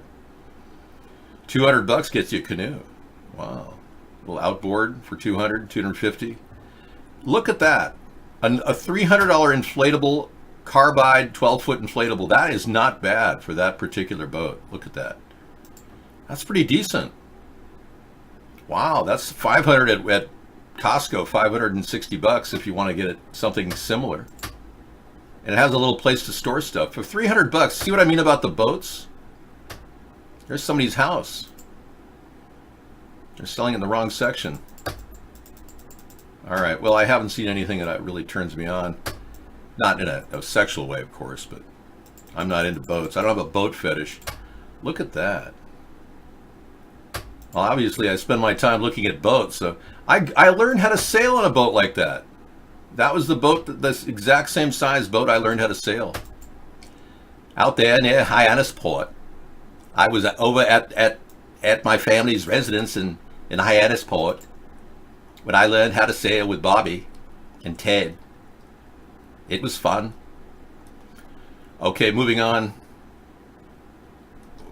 Yeah, you can get some really good deals. I mean, these are sea kayaks. They're top of the line for $900, not one of these plastic jobs you get at Walmart. Hey, look at that 84 Bayliner Capri. That's sweet. Look at that. That's all you need. And it comes with a trailer too. Good boat, good trailer, new wheels and tires and trailer, new throttle cables and steering cables and starter. Has an 85 horse motor, runs great, $1,000 or best offer.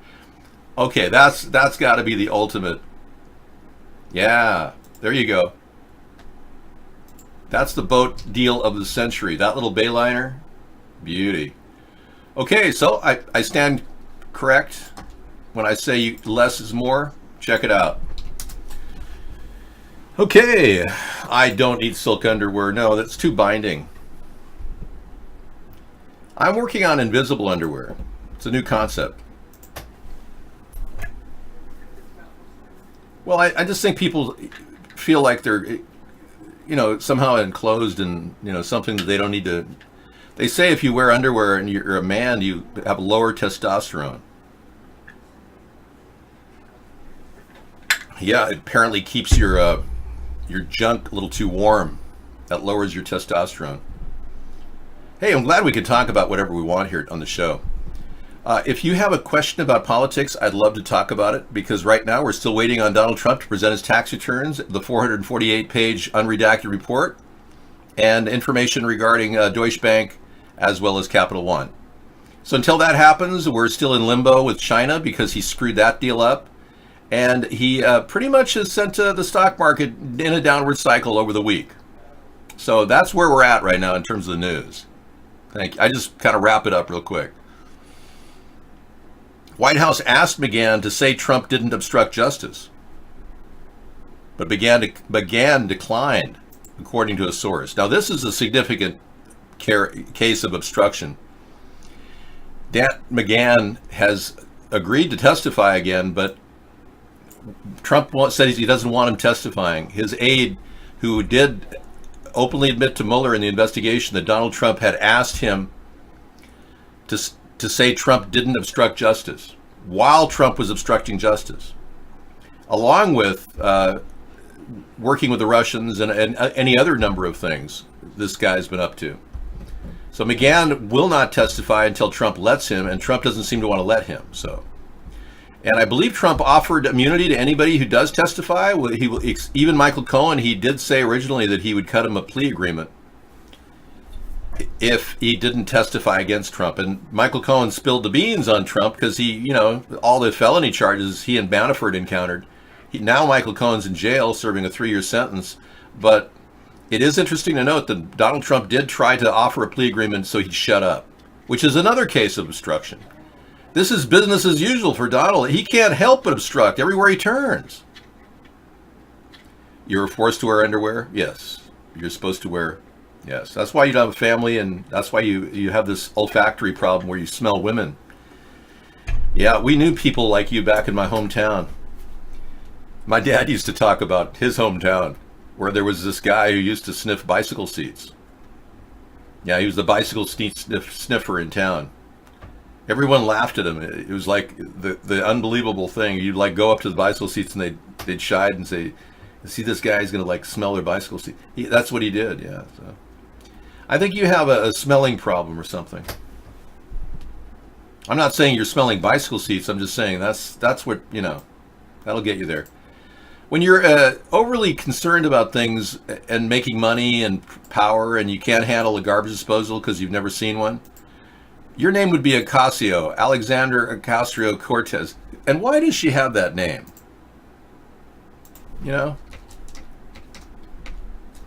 Alexandria. I mean, just go with Ocasio. It's so much easier. If you don't wear underwear, you might zip your junk. Oh, I see what you're saying. Yeah. Oh, yeah. That would explain why many people have, lacerations on their junk. Yeah, Casio-Cortez. Isn't that a better name? Like the Casio. Well, we got AOC over here, and we got MBS over in Saudi Arabia. The incredible smackdown, incredible world wonder wrestling opportunity. AOC versus MBS. Coming up, the political battle of a century, a mindless dipwad who doesn't understand what economics is, yet claims she has a degree, versus one of the most charismatic princes in world history, Saudi Arabia's Prince Mohammed bin Salman. Coming up, a slam down wrestling takedown. That'd be kind of funny, wouldn't it? Yeah, well, that was funny a long time ago. It's no longer funny. Nothing's funny anymore. Bin Salman, yeah. I wish there was more fun stuff in the world, Sorry, that was a video we play late at night, around midnight. Yeah, it's amazing. It's pretty cool. If you guys check out our midnight show, you encounter incredible dance moves by beautiful women and men too. Yeah, we like to, elevate you from that level of being a sheep.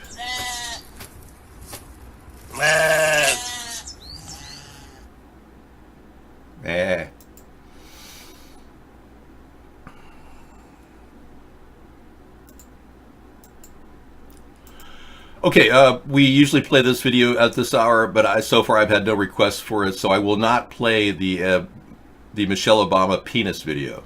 Thank you.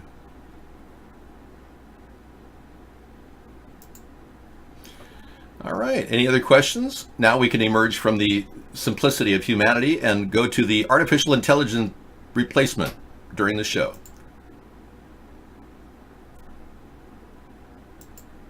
Hello, welcome to the show. I am here to answer questions. I am currently in autopilot, but if you'd like to talk about the collusion problem, we would love to talk about Truman, beep, beep, defragmentation underway, beep, Truman, Trump, Putin, beep. Sorry. We believe in dangling participles. David, have you ever ridden public transit? Yes. I made a point of riding on the buses in my area to know how much diesel the people in my area were receiving when they drove in the buses. And I was quite shocked how much diesel I consumed when I was sitting in the front seat. I even tried to get the supervisor of all the buses in our area to convert to natural gas, but she actually refused to talk to me. And I sat right next to her at a transportation meeting and kept telling her, coming up, diesel's going to be expensive, and our, propane is really cheap, under $2 a gallon. She refused to listen to anything I said. Consequently, the entire bus system in my area went bankrupt. She ended up cashing out of her job, making $85,000 a year with a retirement plan, and then threw her bookkeeper under the bus, who is now serving a 2-year sentence for money fraud, racketeering or something. Isn't that unbelievable? So yeah, I've ridden public transit. I actually tried to save this area a tremendous amount of money. But they didn't want it. They didn't want my intelligent thought. They refused.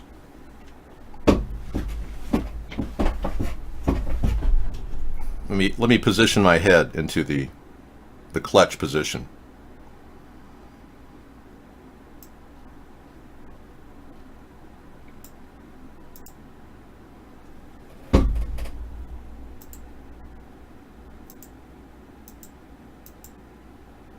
Look into my mind.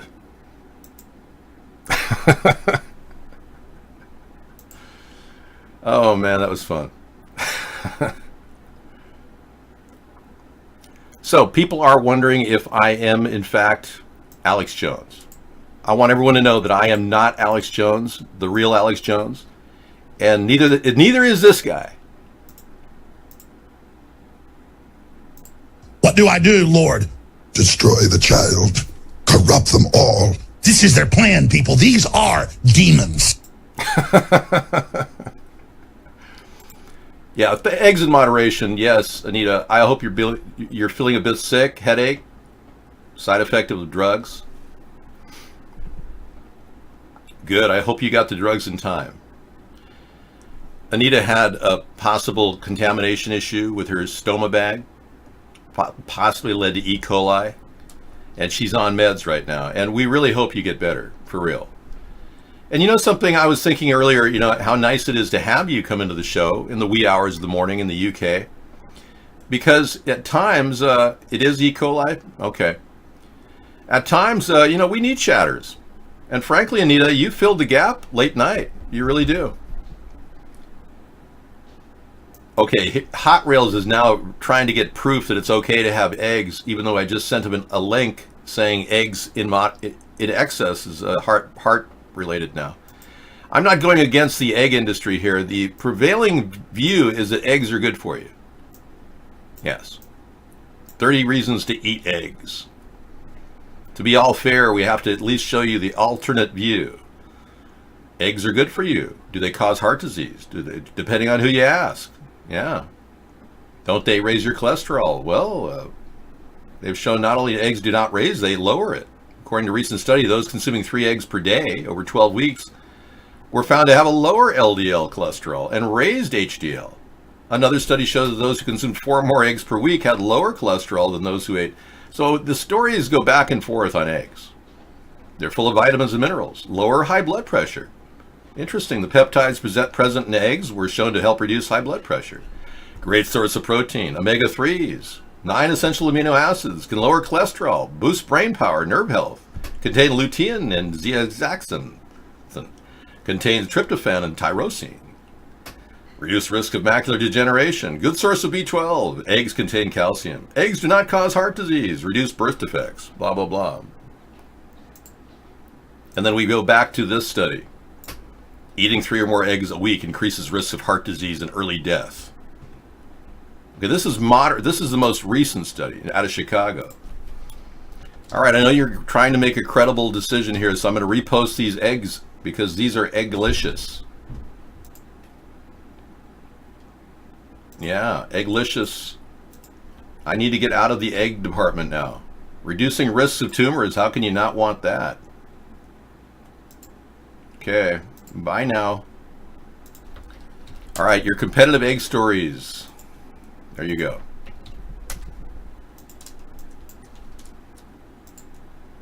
The human species isn't that smart and all-knowing. That's true. You can find a contradicting study on any study. Good point, Misanthropy. It's not the eggs. Maybe it's the poisons in the eggs. How do we know these eggs aren't dealing with genetically modified feed? Are there better eggs than are there poor eggs? I mean, some of the eggs that these people are eating may have been GMO eggs. Sarah was getting me a dozen eggs a couple weeks ago that tasted so good because they were homegrown. We haven't had that refilled yet, but hey, I'm open to another dozen eggs. I eat a couple eggs a week, you know, no more than 2 or 3. So I'm right in there with a few eggs. Exactly. Who knows what crap they feed these chickens? Thank you, Misanthropy. Yeah, so all these interdicting factors that are not in these studies would play into that egg issue. And it would be an even bigger, more disturbing thing if we kept talking about eggs all night long. Random misfire. Abort, abort, abort, abort. Restructuring thought process. Revert to flip-flop discussion on Donald Trump. Yeah, he's a flip-flopper. And for those of you who didn't know, Donald Trump supports the 5G network. And if you're a right-wing, aware, activist, patriot, you're not going to fall into the trap of supporting a guy that wants to zap you with 5G, electronics, EMF radiation. I mean, come on. What the hell's wrong with this guy? I mean, I would definitely seek every single study that we can put together on the safety of the 5G network, and I would promote a safer 5G network. Something that even can deal with the possibility of an EMP attack. There are 5G EMP safe solutions that I have that could veritably save the world a tremendous amount of problems. Put limiters on all of the junction boxes, and thank you.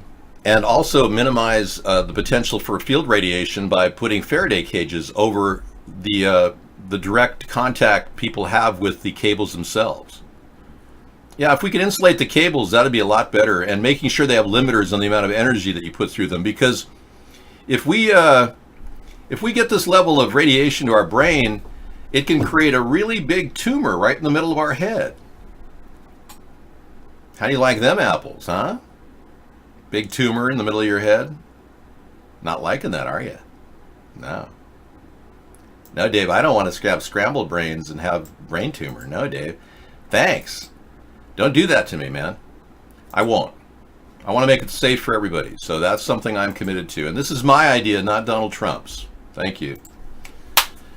$10,000 off-the-grid tiny house with a huge solar system. Wow. I think what attracts so many of us to the idea of tiny houses and off-the-grid living is the concept of freedom. Being able to break out of the daily grind and do something in the world that you're truly excited about. Wow, what a concept. We're going to find out what that is. Let's take a quick peek. What do you say? Holy moly, this guy built his whole thing for 10 grand. He's got grid galore. Wow. These are two hard-working people out there in Melbourne. Put it on the Bobby. Oh, look at the interior. That's nice. For that price? Are you kidding me? Well, he did all the woodwork himself. I am super impressed, and I can't wait to get in on that deal. Yeah. That's super nice. Thank you, Misanthropy. I love that guy. He puts out a new video every week. Dave, he is. He is a dude. I Love Fries is a transgender. That's right. Speaking of transgenders, yeah, I don't take compliments from just anybody, especially not transgenders. You have to be a woman to compliment me. Thank you. I'm partial that way. Speaking of transgenders, we've got one coming up here in just a second. Yep, here we go. This is my tweet to the world on the Chelsea Manning story. I've been doing more tweeting during the day. Okay, what is going on with Chelsea Manning, I said. Does he/she know more than he/she let on? Why is he/she afraid to testify with full immunity? Okay. My predilection is that WikiLeaks is really a CIA, NSA PR firm, and he/she is afraid. Why else? So she has not been willing to testify on WikiLeaks, yet she has total immunity. It's crazy. So what's going on with WikiLeaks? What are they hiding? And why is she so frightened of telling people the truth about what she did when she revealed she's... This is getting tight. Forget the whole story. Just put it away. Then I had another story I talked about. As I predicted, Trump is definitely helping Russia by purposely ruining U.S. relations with China. He is unnecessarily putting Iran's economic sanctions ahead of Chinese trade talk. Big mistake. I used his wording.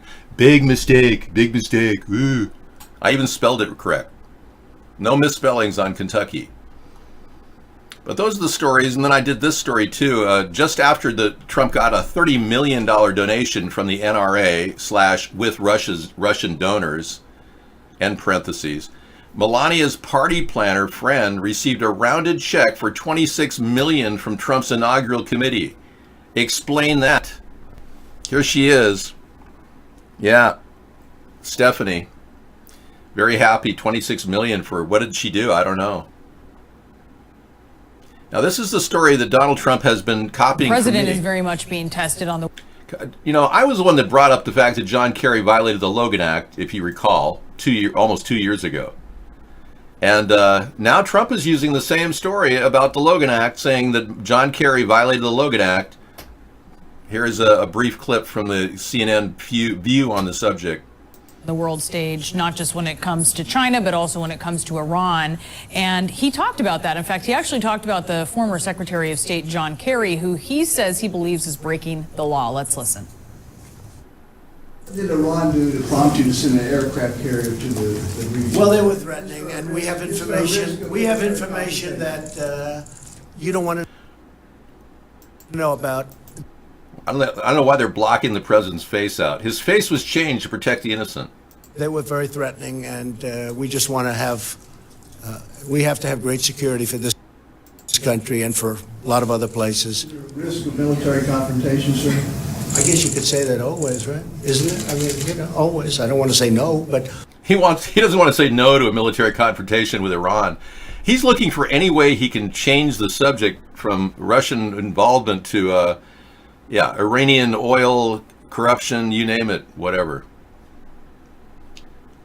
You like the term cisgender, that is how you know to avoid them. Cisgender. Okay. Alice, hi. What's going on, Alice? Are you a transgender? Alice Margatroyd? Suffering Margatroyd. Alice Margatroyd. Are you a part human, part android? Part male, part female, kind of like Pat, but more of a transgender android. You're Alice Margatroyd. Yeah, it does sound like a sex robot. Is that what you are? Maybe not be an asshole? Sounds really easy. Yeah, it would be nice if you weren't an asshole, Alice Margatroyd. Could you stop being an asshole? That would be great. We'd appreciate that. Thank you. All right, thanks for coming in. We have been banning all people who are completely off the grid. And you definitely are, Alice. Trump is discussing Biden probe with Barr would be appropriate. Okay, Trump wants Biden to get this. One Zionist wants another Zionist to probe him. This is so funny. This is like inter-Zionist sex. Yeah. Trump discussing Biden probe with Barr would be appropriate. So now Biden, who's leading on the impeachment case, which he will drop, as you know, because he's a Zionist, he is now being thrown out there as a possible talking point. So Trump really does want Biden as his running opposition because Trump knows he can work him over on those indecent touching of children charges. Yes, we know that Trump watches my cast. It's one of his favorite shows on TV. That and Game of Thrones. He watches the show, yeah. He uses my ideas constantly. Trump doesn't dislike me. It just does. He doesn't know really what to deal with me. I mean, how to deal with me. I think secretly he admires what I do. Yeah. Okay, moving on. This is a little too much to handle. Trump wanting Biden to discuss what would be appropriate, a probe. Yeah, the whole thing is ridiculous. I can't go there.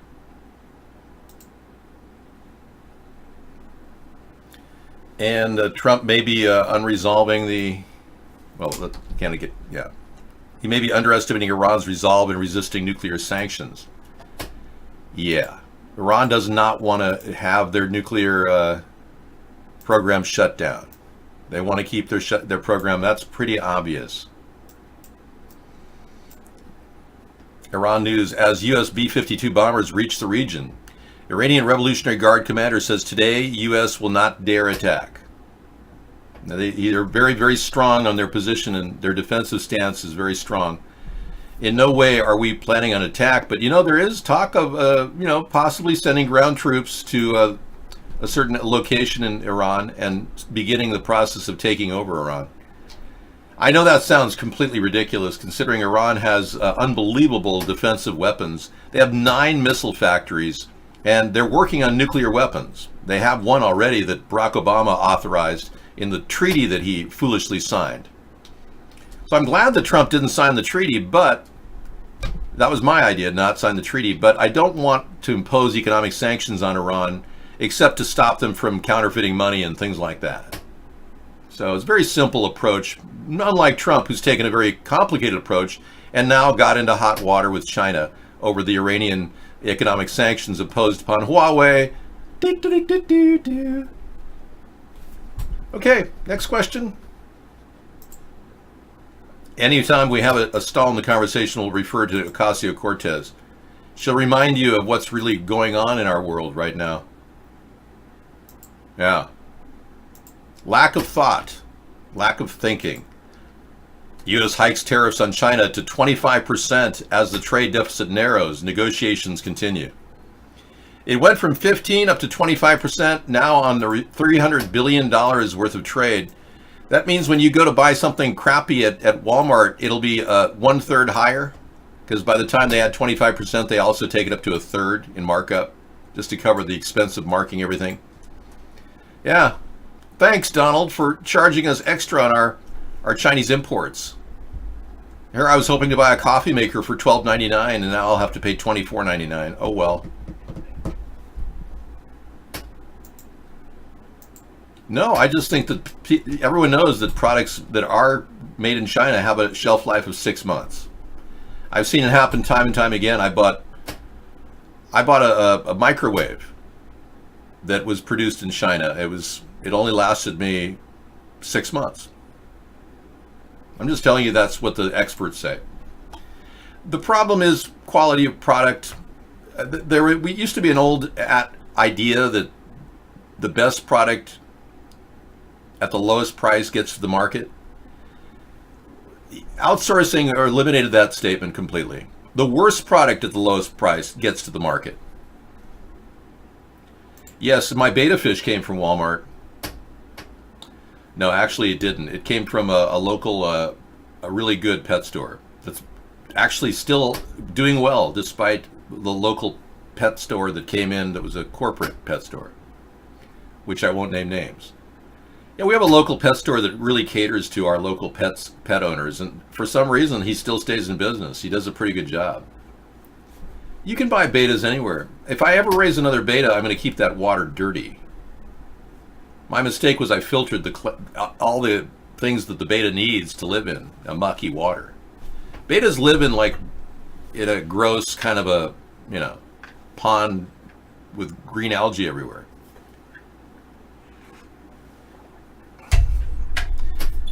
Yeah, I went to a Chinese restaurant recently, and I told you I wasn't going to go to Chinese restaurants, but I did anyway.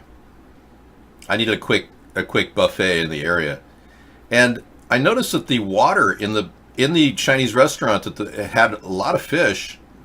The fish were all dead. They weren't floating, but I said, "What happened to all your fish?" And the owner says, Oh, they all died. They all died. Oh, I'm so sorry to hear that. It turns out that the water in our area is pretty bad. It's a number one toxic cleanup issue that's been plaguing over 500 Navy towns in America. Navy towns and former Navy towns and Air Force towns are plagued with this flame retardant that is contaminating wells. And I seriously would not doubt that water was contaminated somehow. Goldfish, can survive in almost any tough environment. You put a pond of water that's stagnant and just throw some tap water normally into a pond and just fill it up and throw some fish in there. Those fish will live. They'll eat bugs, anything they can, and they'll eat anything. I mean, they're amazing. They're a type of carp, goldfish are. And I have comets and koi and goldfish, and they're amazingly resilient. So the dirty water is not an issue. It's toxic water that really kills those fish. So we are dealing with toxic water in our area, and we're one of 500 plus places around the country that have this flame retardant in the water. 1 part per billion, they claim, causes cancer. And these areas are coming up with 400 parts per billion, parts per million water, ppm. The Navy's offered to clean up the water, and they're putting in pumps in one of the towns nearby. They're spending like $6 million for real. No charge to the local community. But they won't be able to get it down to more than 27 parts per million from 400 with carbon filtration. So even the people who are going to get filtered water are still going to be drinking carcinogenic water. That's how bad the situation is. Now, I'm in an area completely right in between those two toxic sites. So we're still definitely measuring 0 of this toxin in our water, and our water district does tests every year. So I'm pretty safe, but I feel bad for all the people. Even Sarah works up there, and she has to, sometimes drink water out of the tap, and she filters it through a Brita filter. But you don't know if that tap water is being contaminated. That's my concern. It's pretty bad.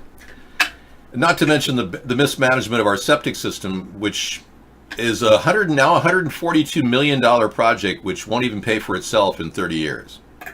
Which was a horrible idea. We pitched our local community on a completely natural, biosafe, living septic system, they call them, where the water from the bay integrates with mangroves and the filtering goes on in the roots of the mangroves.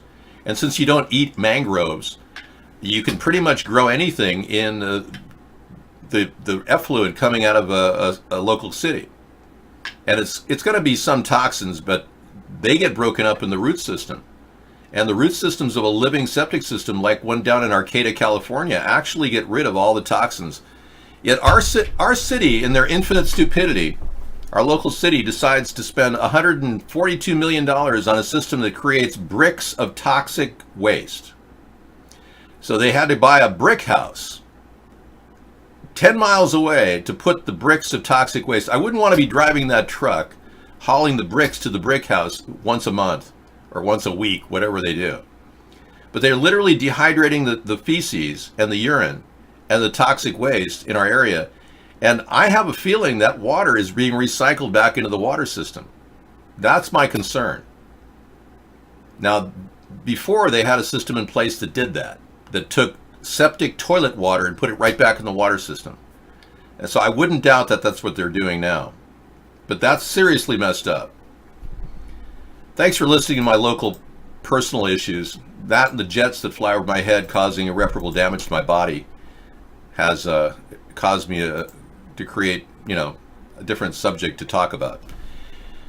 We have here an idea to deal with the border crisis. Obviously, this border fence, container fence, could be put in position, and we could easily, for $1 billion, create a barrier at the wall with Mexico. So why haven't we done it? Because Trump wants to profit from it. He has cronies in industry that want to make money on the wall or whatever wall they build. They'll never build a wall.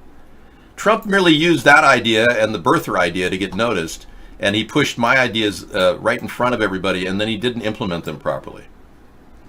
U.S. hikes tariffs on China to 25% as trade deficit narrows. Negotiations continue. Here's Donald's tweet. Talks with China continue in a very congenial manner. There is absolutely no need to rush, as tariffs are now being paid to the United States by China of 25% on $250 billion worth of goods and products.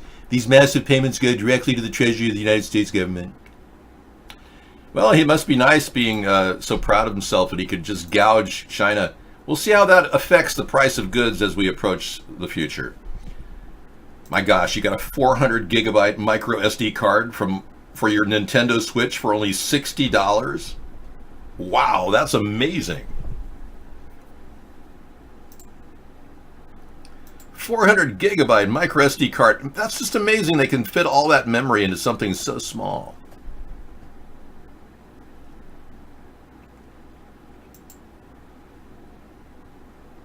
Oh, we have a link here from Penguin.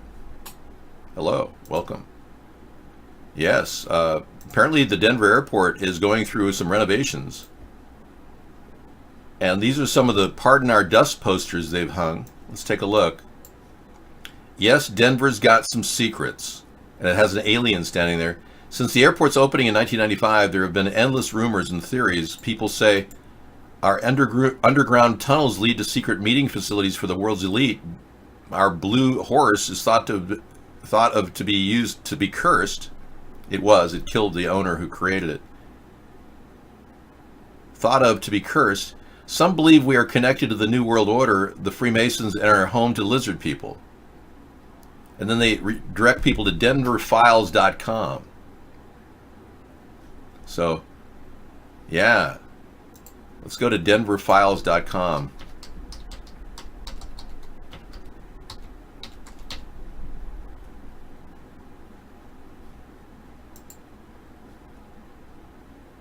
denfiles.com, excuse me.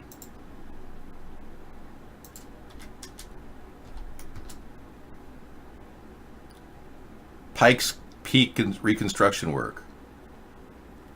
This is the project. Now, the Denver airport really is an epic airport in so far as it's the most expensive airport in history.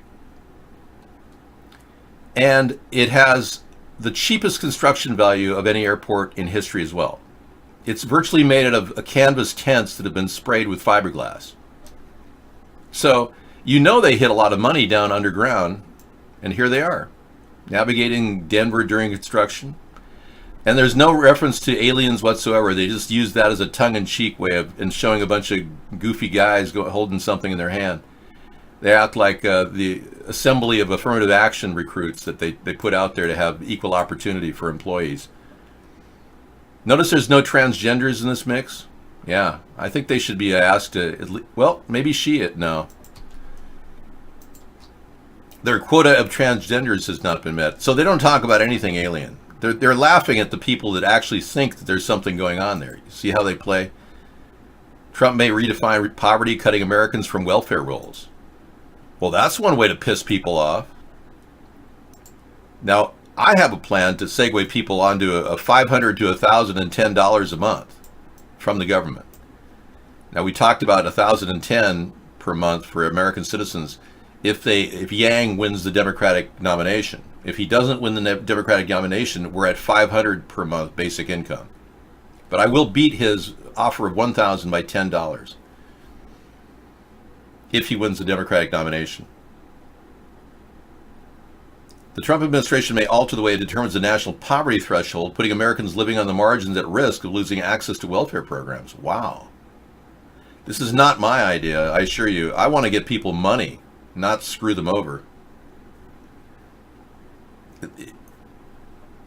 Apparently, the measure first set in the 1960s is calculated at 3 times the cost of minimum food diet and adjusted every year as prices rise. In 2018, a family of 4 making no more than $25,900 was considered impoverished. And that figure determines eligibility for a wide swath of federal, state, and nonprofit programs, including Medicaid and food stamps. By changing the index the government uses to calculate about how much the cost of living rise or falls, the poverty level could rise at a slower rate. Okay.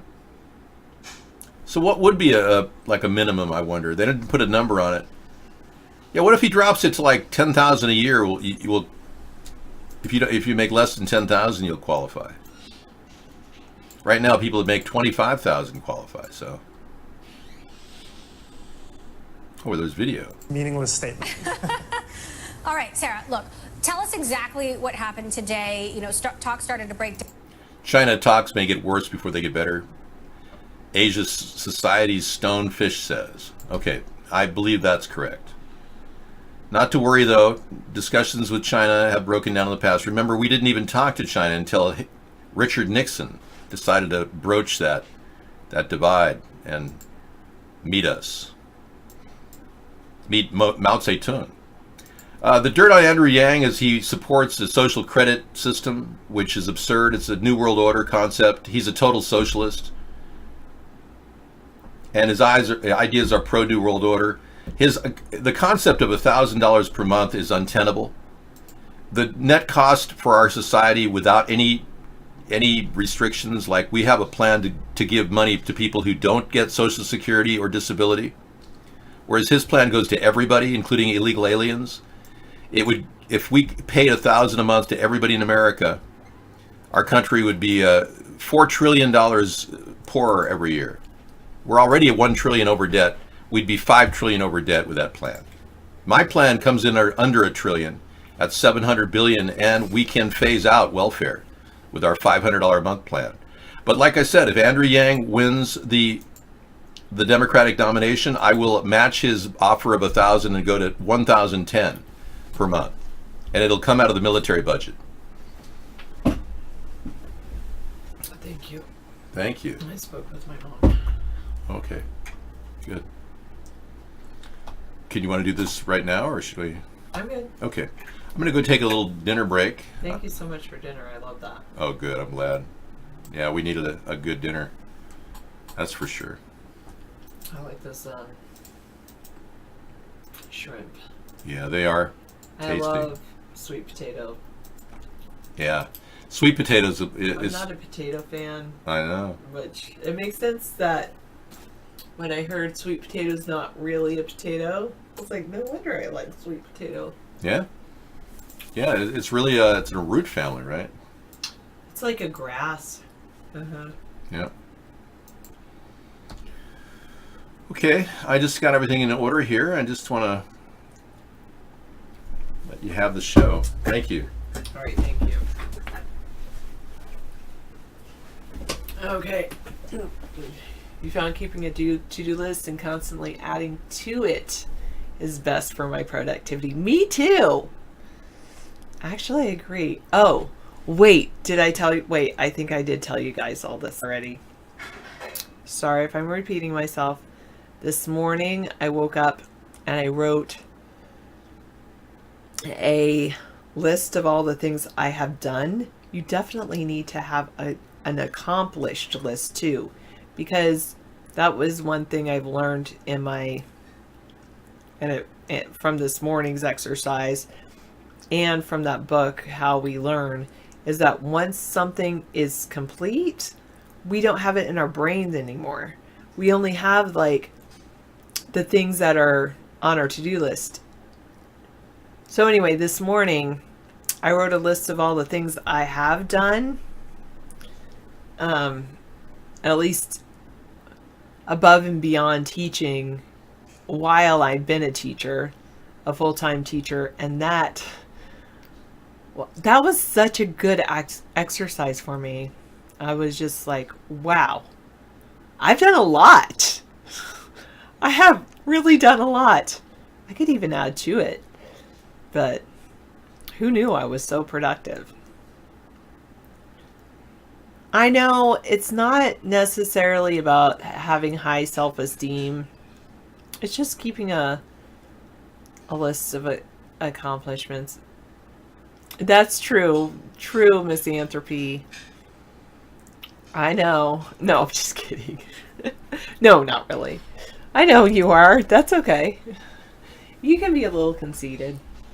But it is like, it's pretty amazing to look back and see all the things you've accomplished. At least for me, I don't think I'm that conceited. I think in some ways I'm humble. Well, I can tell you this. When I did my list this morning, I was like, wow, I'm like selling myself on myself. Or to myself. Because oftentimes I do have that, it's just me. Like, how great can I be?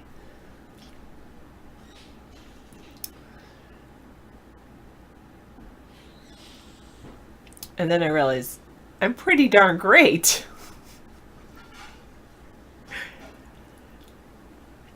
I am. I'm pretty darn great.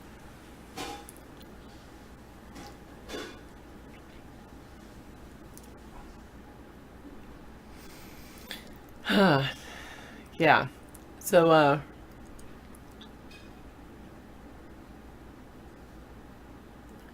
yeah, and I had an excellent week, but I do have a to-do list. There is, and it never seems to be completely done. The one thing I might have learned from that How We Learn tape is if you have a big project or that you should do a little bit toward it each day, and the best way to remember something is to actually leave a project unfinished. So like he analogized it to people who write for TV shows, and they bring you up to like dramas, and they have to do commercial breaks, and they lead you up right to the commercial break where you're like, I've got to wait through the commercial to see what comes next. Oh, thanks, Scissor Fight. Yeah. That's it. And then you leave it like a cliffhanger. So any project you're doing, whether it's sculpting an animal, a dog out of clay, or creating the next big thing for humanity, you actually, if you leave it at your biggest moment, then you definitely, it's like you're hyper aware. Oh, another thing he said was for testing, there's some kind of licorice that's super salty, and the thing is, when it's super salty, they eat it, and then they were testing some people, but they were super thirsty, as they ate something super salty, and so they became more aware of their surroundings when they were thirsty. Not my car. Have you seen my car? I can't tow anything with my car. I have a Honda Insight. The video's unavailable anyway. I love my car, but I could not tow with my car. If I want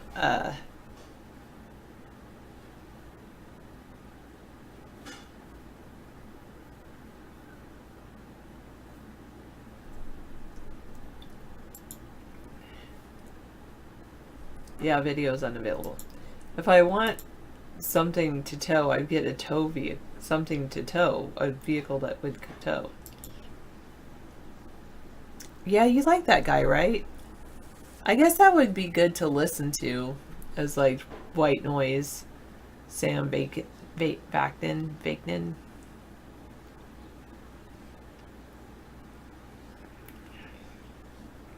What is he, a psychologist by trade or psychiatrist? If he does a video on psychopaths, narcissists, and borderline personality disorder.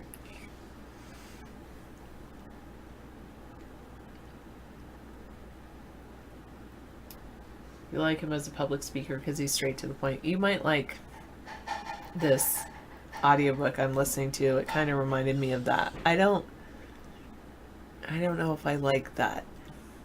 This one just had too much.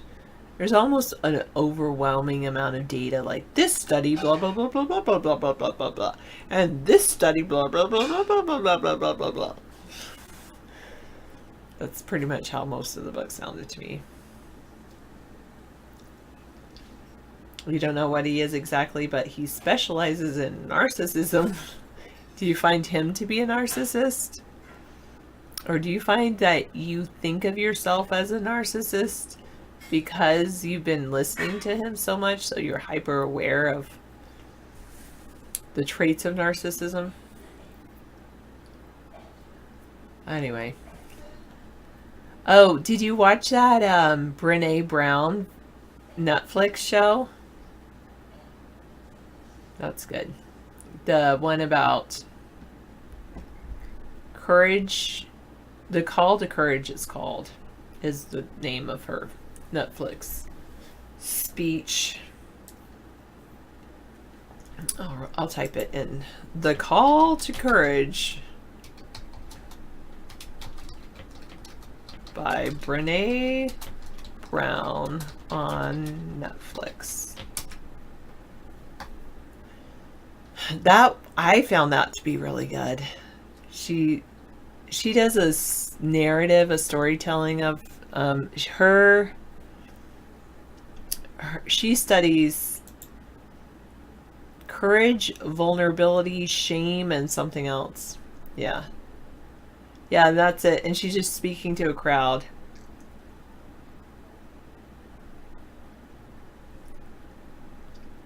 But that, yeah, that's it. I really like that. That's been the big talk among my Twitter fans, or my Twitter, not my fans, more my they call it PLN, Professional Learning Network. Yeah, all my what would I say? I call you my verts, my virtual reality friends. Would they be my tweeps? Yeah, I think they are my tweeps. I tweet Twitter people.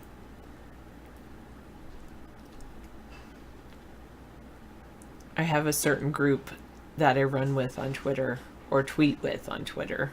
That's really it. I don't run. I just tweet. Oh yeah, Vrens. I did. I think I coined that term. My Vrens on Twitter. Yes, my Twitter friends.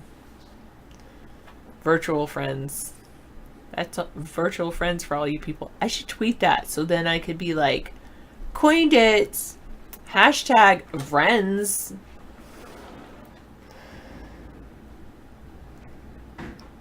That's the first lecture that I've seen on Twitter, but it was a lecture which was really good. Have you gotten into TED at all?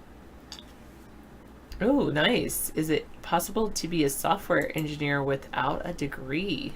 Interestingengineering.com. I'm sure it is possible. It's all about your knowledge, not necessarily your degree. The same holds true with other branches of engineering. In most cases you will, but for some fields like software engineering, you might not need a degree. With the rising cost of student debt, you might be wondering if a degree is actually worth the financial cost in the long run. If you're thinking of a degree in the IT field, I highly recommend Western Governors University. Highly recommend that. I got my entire master's degree for less than $10,000.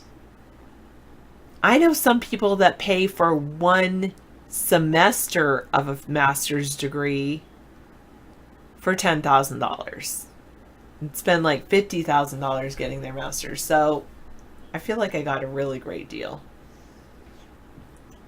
And the thing is, you can get it as fast or as slow as you want to go. Well, not that slow, but because they do hold you accountable. That's what I loved about Western Governors University. They had this thing called a student mentor who's like, okay, what did you do this week? What are you going to do next week? And then, of course, things come up and they know that, but it's less about them and more about you, and it's like that little nudge in your own ear.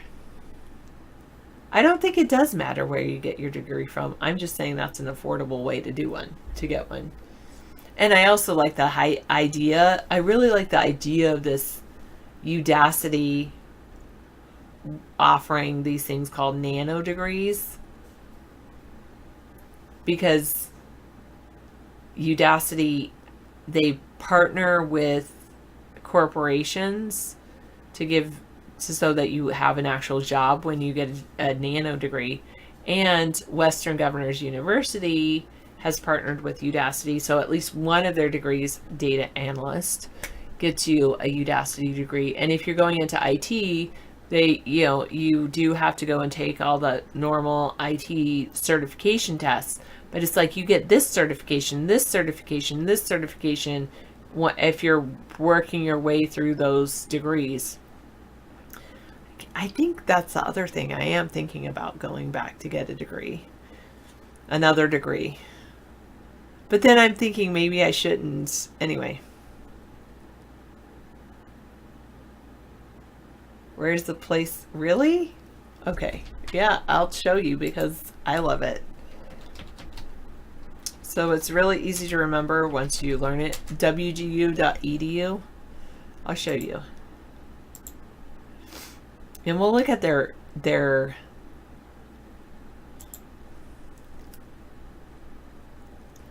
so this is it, WGU.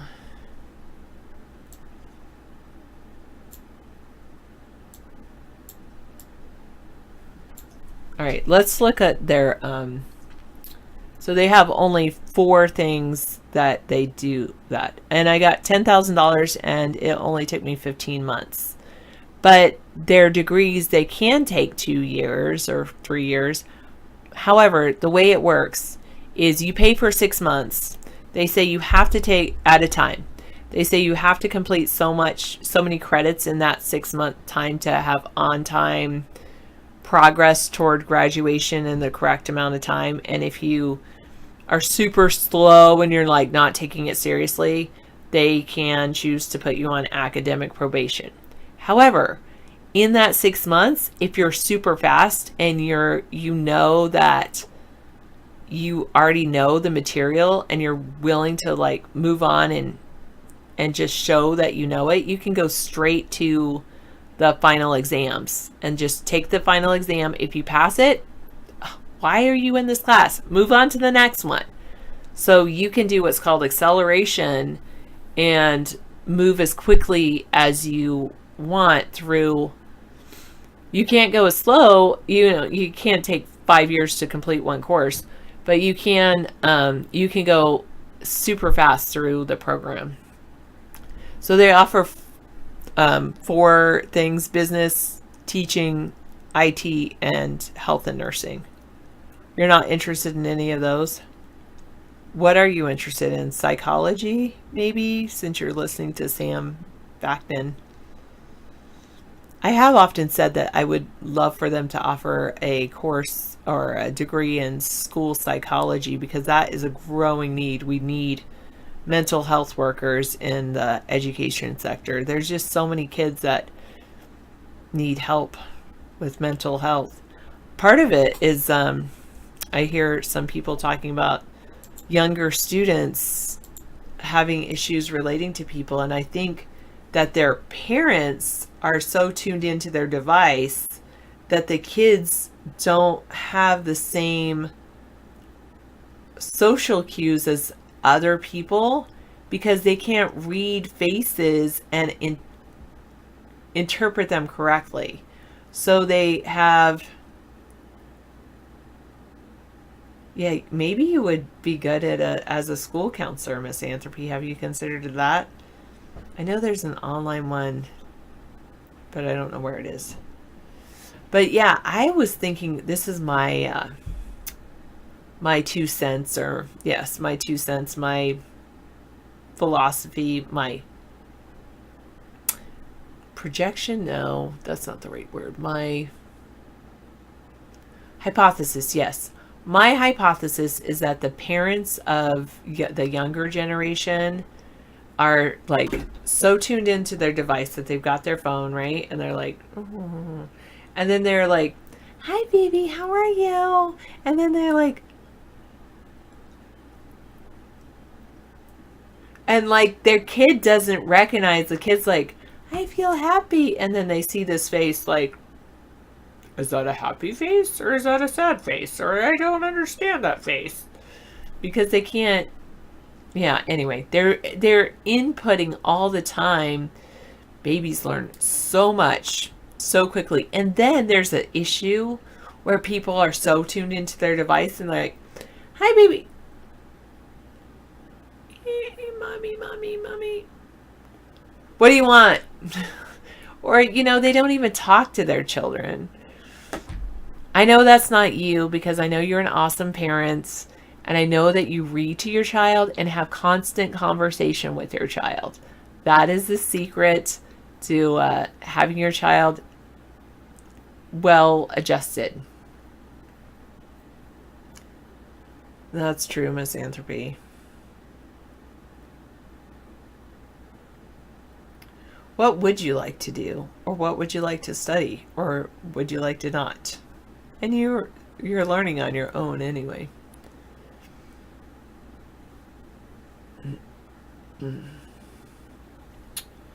Yeah, so teaching kids to, and then they have trouble expressing their own emotions.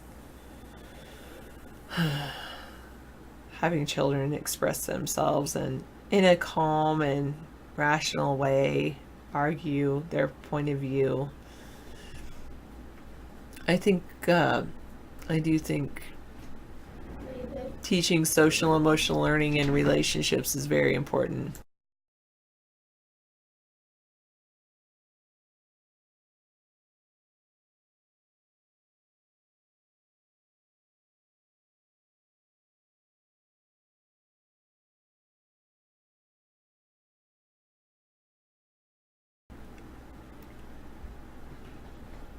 Okay, Scissor Fight just gave me a link about why are snowflakes flat? Direction. So actually, when you think about it, Are they not?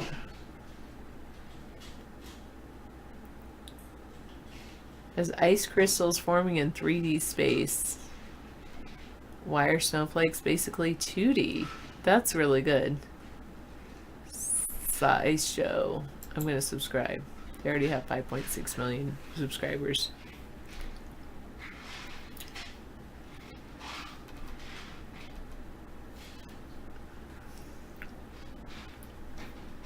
All right. I think I brought the conversation to a complete standstill. That wasn't my goal.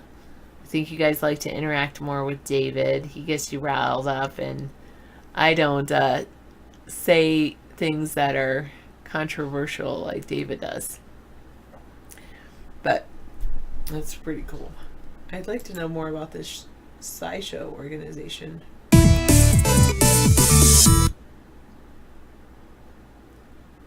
Planetary alignments.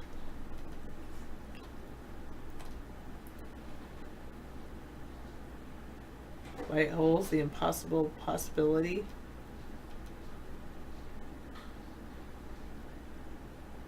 The latest in space news every Thursday. Cool. direction. So actually, when you think about it, Yeah, that's true. No worries.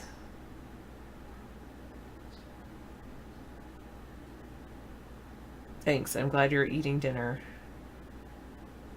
It's been quiet since you got here. Maybe they're all watching something else.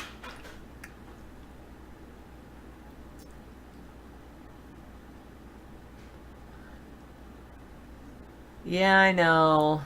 Mama doesn't tell you there'll be days like this, Bengalitis. Trimming is important.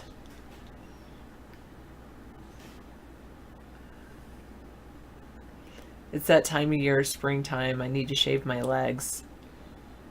I am wearing more skirts, but like today I wore a skirt with like leggings that are really, the leggings are really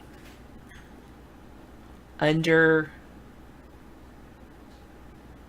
what do they call them? Like long johns kind of. And it's actually was warm today. Well, 73 degrees warm. I think 73 is pretty much perfect, but when you come out of like 65, it's like, whoa, it's hot, man. But 73, I loved it.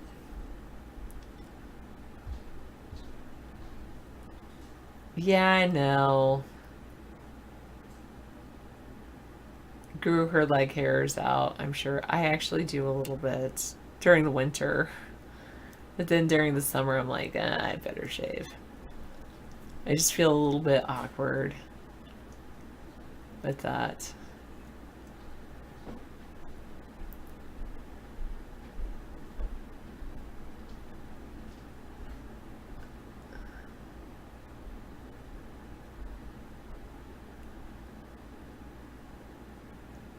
I'm glad I haven't seen that bangleitis. Your hair grows inwards? Oh, that sounds painful and messed up. That's what ingrown hairs are?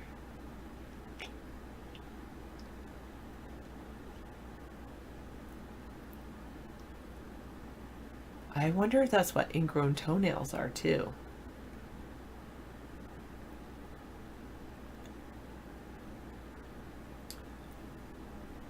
I know some of my family members have had surgery on ingrown toenails.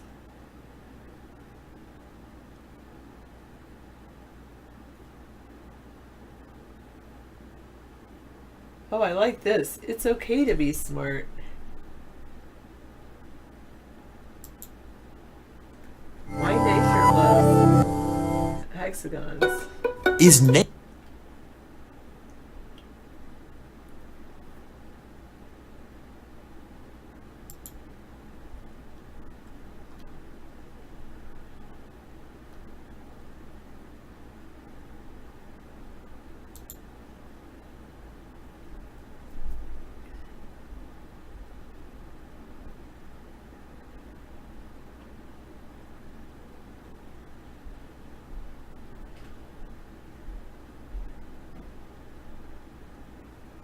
I don't think crazy is a politically correct term.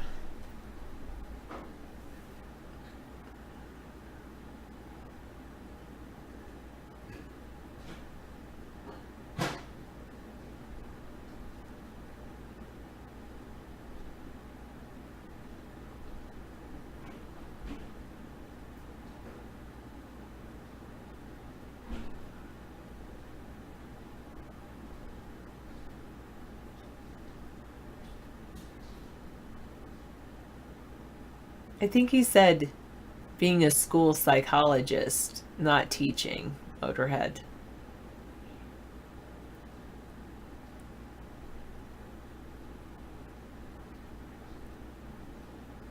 Being a school psychologist is different, is a little bit different than teaching, and sometimes students have problems. No one's crazy. No one can define someone as. I don't even think crazy is a term in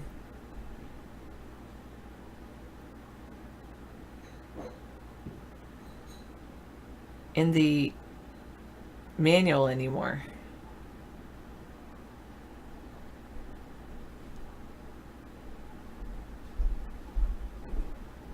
Yes, there is a lot of issues with mental health. I did say that.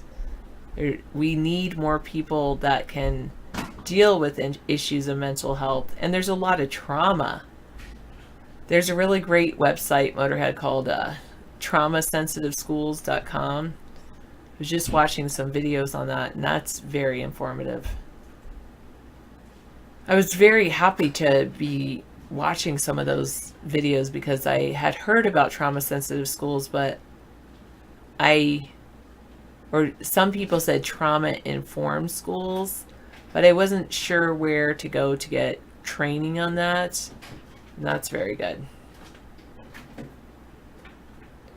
However, you can label someone, but you can't legally label someone unless you're a psychologist or actually psychiatrist. Anyone can label anyone, but it's not a legally binding definition. Or anyone could call someone a name. You feel like you can do it better than a professional. wouldn't be a diagnosis, right? Or diagnosis.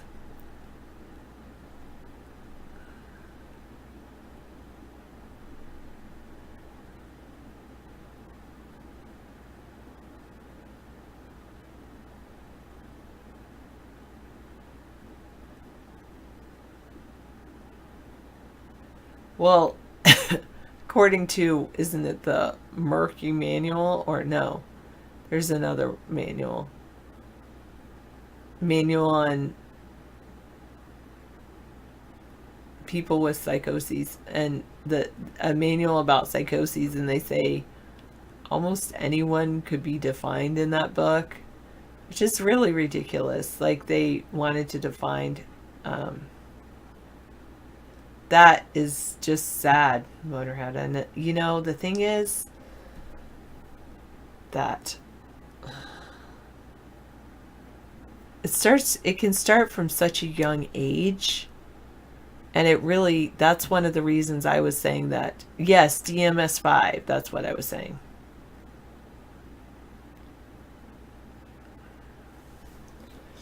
With, thank you, DSM-5. Diagnostic of something manual.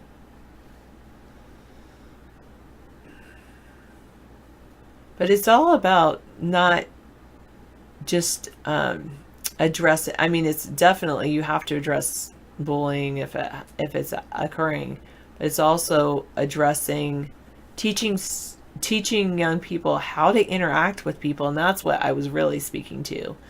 And that there's so many young people that don't know how to interact with one another. And I wonder, and my hypothesis is that it's from not having enough facial and verbal interaction when they were young, when they were babies. Did you know that in people living in cities, this is, by the way, I do try to quote my information that I cite.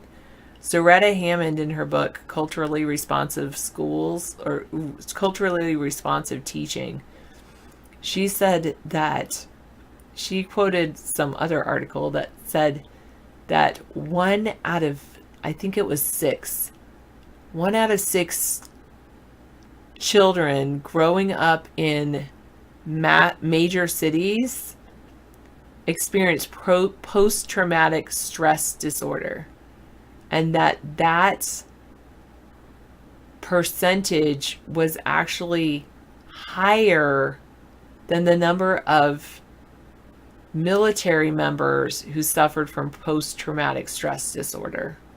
That to me is very alarming, and be great to help students work through that. And as I know someone in my life who suffered from post-traumatic stress disorder and went through years of different counseling, and really without any significant impact or significant changes or help, until he experienced this one therapy, I think it's called rapid eye movements. Let me see, PTSD. I don't know, rapid or eye.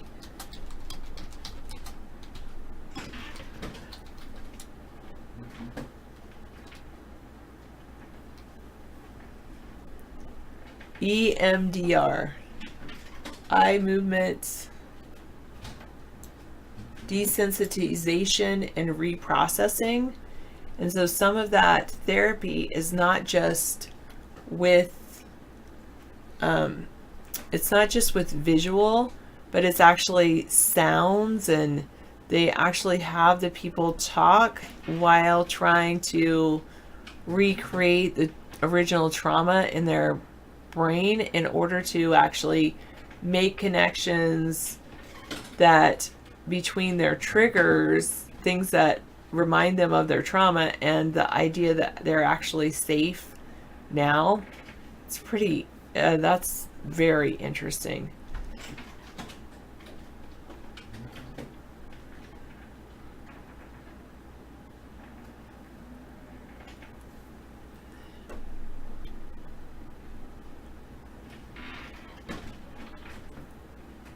What is BPD? Yeah, some people are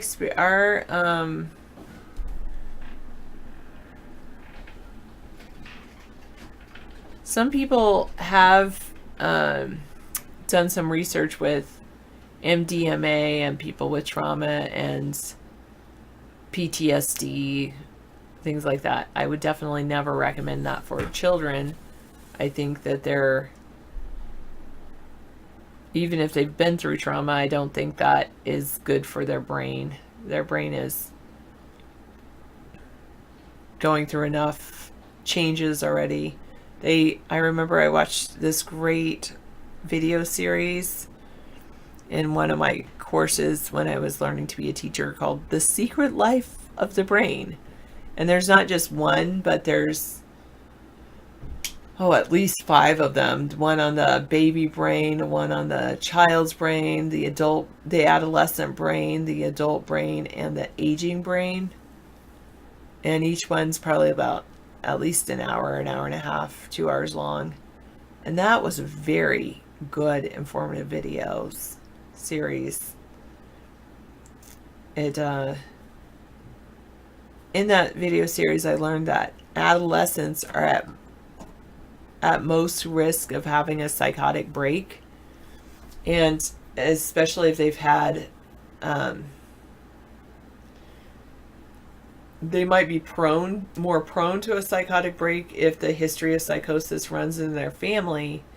And the thing about adolescence is when you're talking about adolescence in the brain, it's the adolescence goes all the way up, lasts until the age of 28.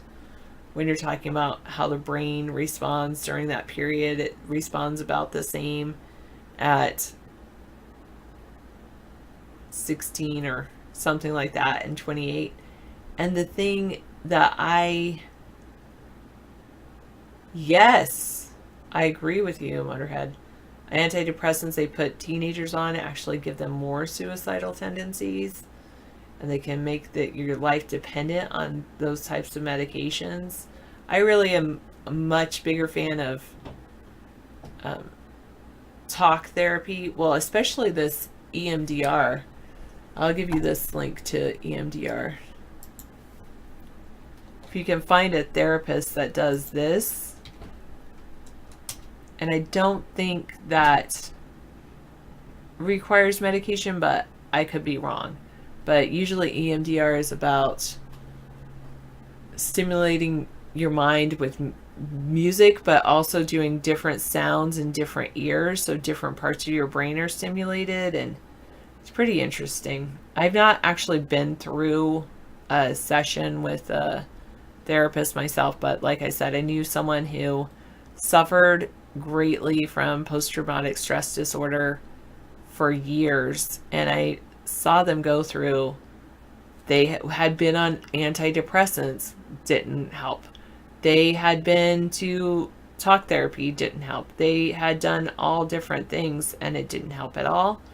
And then they finally found a therapist who, like a counselor, psychologist, who also specialized in post-traumatic stress disorder, and did these EMDR sessions with that individual, and they became completely different. I could see the healing occurring.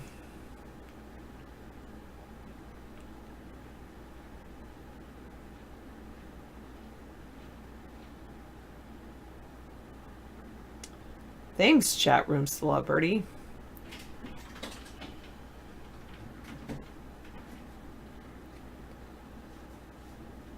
Did I hear of the at-home mini electroshock headband that has been approved? No, seriously? Good, Sunchild. Actually, with coffee, I was talking to our school psychologist who said that, well, certain kids, especially when they're post-traumatic stress disorder, they're like hyper, when trauma has happened, they're hypersensitive. So and actually I was listening to this audiobook about how do we learn, and we have this powerful feature called forgetting, and it's the power of forgetting. When you can tune out and forget about everything that is around you and just focus in on one thing, that's a very powerful tool. And that's why we always have asked children to look at the teacher. You know, we actually want someone to look at us when we're talking with them. And you can tell with facial expressions if people are interested in you. They're not looking at all the other things around them. Well, people who experience trauma, they lack that ability to forget everything else and focus on one thing. They actually take in everything around them. And then you think about, when I first heard that about them taking in all of their surroundings, I was thinking about the walls, right? And everything on the walls. But it's also about sound. So I just saw these videos on Monday about trauma sensitive schools, and I'm probably going to go back and watch more. But one of them helps. Yeah, they did say music, but well, anyway, what they were saying with trauma sensitive schools, that one video was saying there was this kid and he went into this, and it was a school counselor who was giving these videos, and he went into the school counselor's office and he's like, "Do you hear that noise?" And the school counselor's like, "What noise?" And he's like, "No, seriously, hear it. It sounds like some big, like, it sounds like a machinery."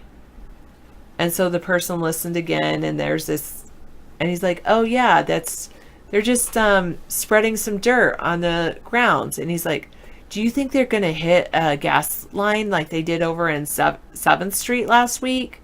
And like in the news, the previous week, gas company was digging, or somebody was digging, and they hit a gas line, an active gas line. Wow. And an entire neighborhood with an entire house or something blew up. Yeah. And so this kid, with everybody else is like just tuning out because, you know, people are working out in the yard, no big deal, the machinery's going. And this kid was like sensitive, like, you heard the click. Are they gonna blow up the whole school? Are they digging and gonna blow up the whole school? And so the counselor walked out with the kid and said, "See, they're digging machinery." And he's like, "I don't know, they could be, or they're just moving dirt. They're not going to dig anything. There's no risk of them hitting gas line." He actually like got the person that was operating the machinery to like stop the machinery and explain to the kid, "Don't worry, we're not hitting any gas line." They were traumatized. And he said once that person could see like, "Oh, we're not getting," they're just like, like they could just relax. That's why all these school shootings that have been happening have traumatized kids, regardless of whether they happen or not. Oh, like in our district, just last week, there was a lockout. Really? Not that there wasn't any problems in the school itself or any of the schools, fortunately, but apparently, I guess there was a bank robbery or something, or some kind of robbery. Wow. I didn't get the full story. That's just what I heard. Yeah. Rumor mill from students, actually. But so the police were trying to capture a suspect, and that suspect was in the area. So they put all the schools on lockout. Yeah, and just being on lockout is sensitive and can be traumatic. Yeah, the kids become hypersensitive. That's true.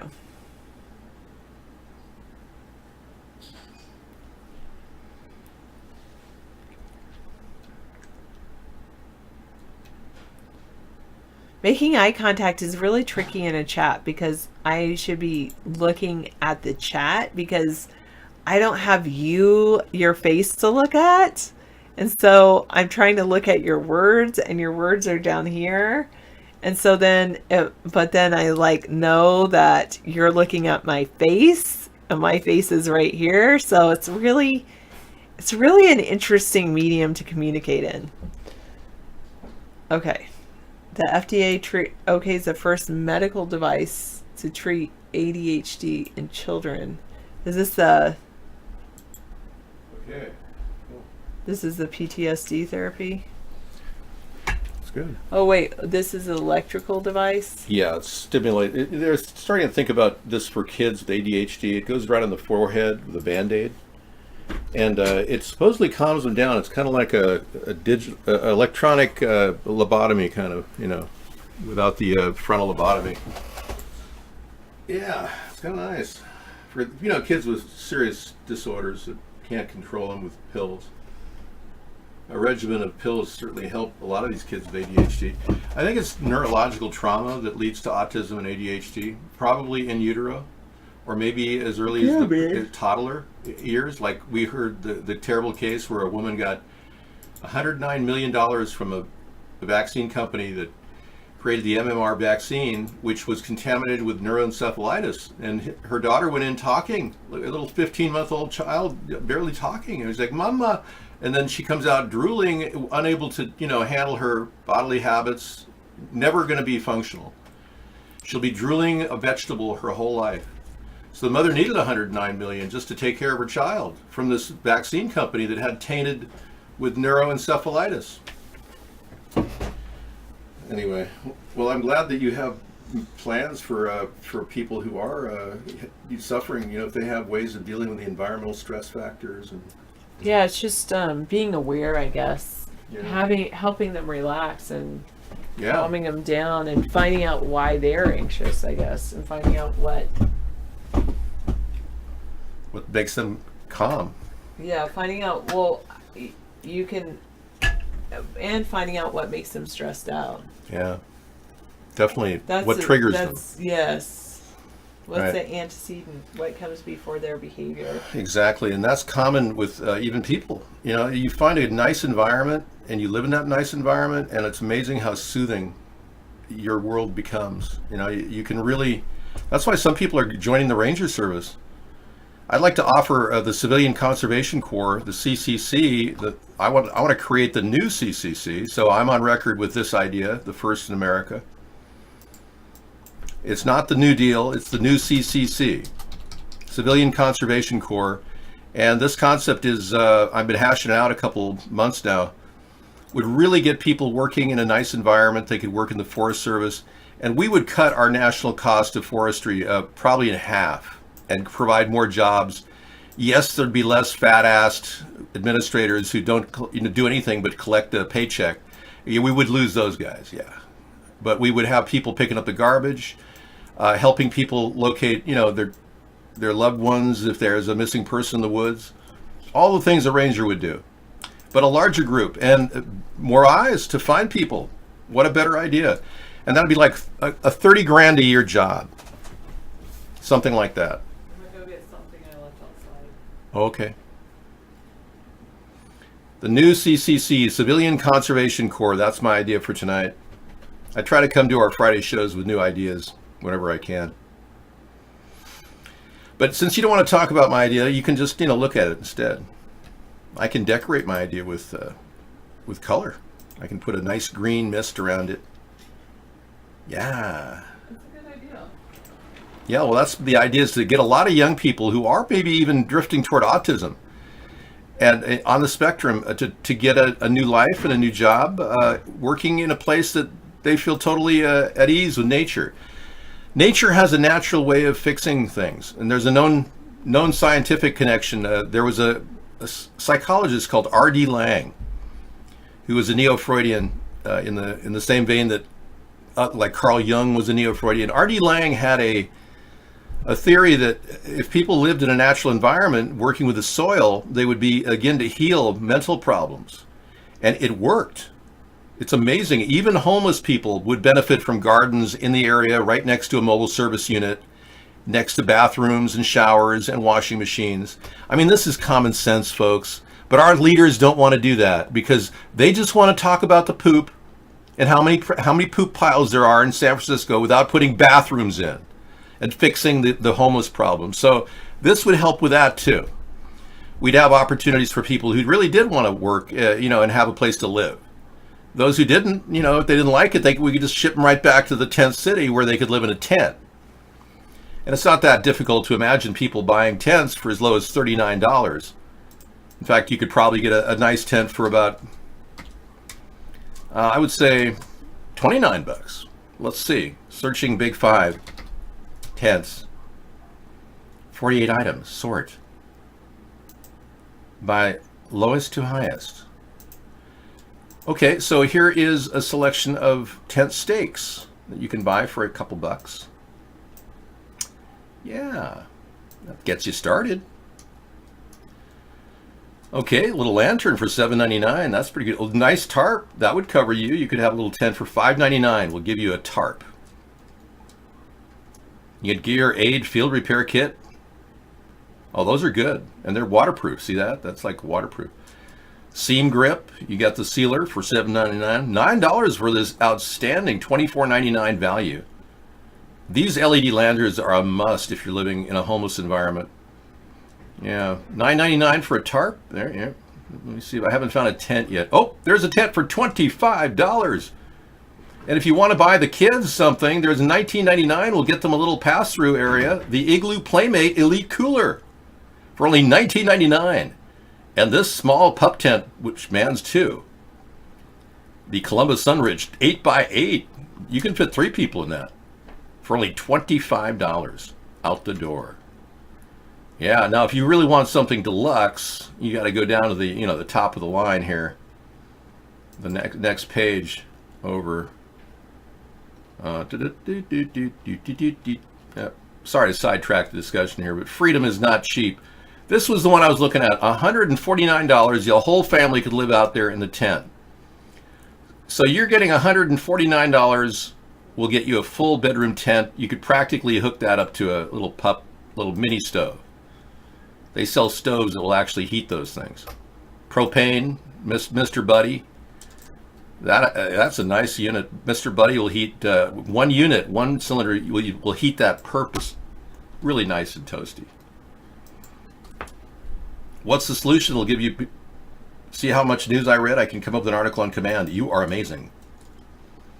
Festival owners, stop leaving your tents as trash after one use.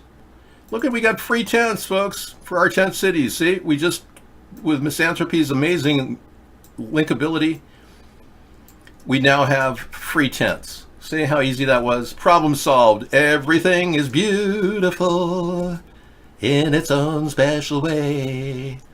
And these are really decorated with spray paint and feces and, yeah, I don't know. I think I'll get new tents. Thanks anyway. Homeless people don't deserve those. Those would be great if we sewed those together and made the Blimp Plains parachute. Why are snowflakes flat? I don't know. Let's find out. Direction. So actually, when you think about it, why are they always flat hexagons? Why are snowflakes basically 2D? It all comes down to how ice crystals form on the molecular level. Well, wait a second, because I'm thinking on a subatomic level, so I'll have to wait on that, because right now, I'm getting ahead of this guy already. In fact, I'm thinking of thinking on an electron microscopic level. David, I just found a solution. Yes, thank you. And now back to you in the studio. Yeah, what can I can only absorb that information later when I, have a bottle in front of me as opposed to a frontal lobotomy. Drinking my incredible pure organic coffee, my favorite. Well, snowflakes are really 2D. We're not lying about that. Yeah, it's something to do with the interdimensional plane of existence. Hey, David, did you see David Gilmour is auctioning off his guitars? No, I didn't know. That's kind of cool. Yeah, so tonight we've got a tiny house show, which will be fun for people that want to move into a tiny house. This guy built an amazing tiny house for only 10 grand. And we're talking, really cool. Solar panels galore. He and his family are setting up a nice permanent lifestyle in something they could afford. I mean, isn't this cool? Tell me this isn't the ultimate life for these people. They have a simple life, but they're very happy. And the smell of knotty pine just permeates it's nice, it's a nice feeling. Okay.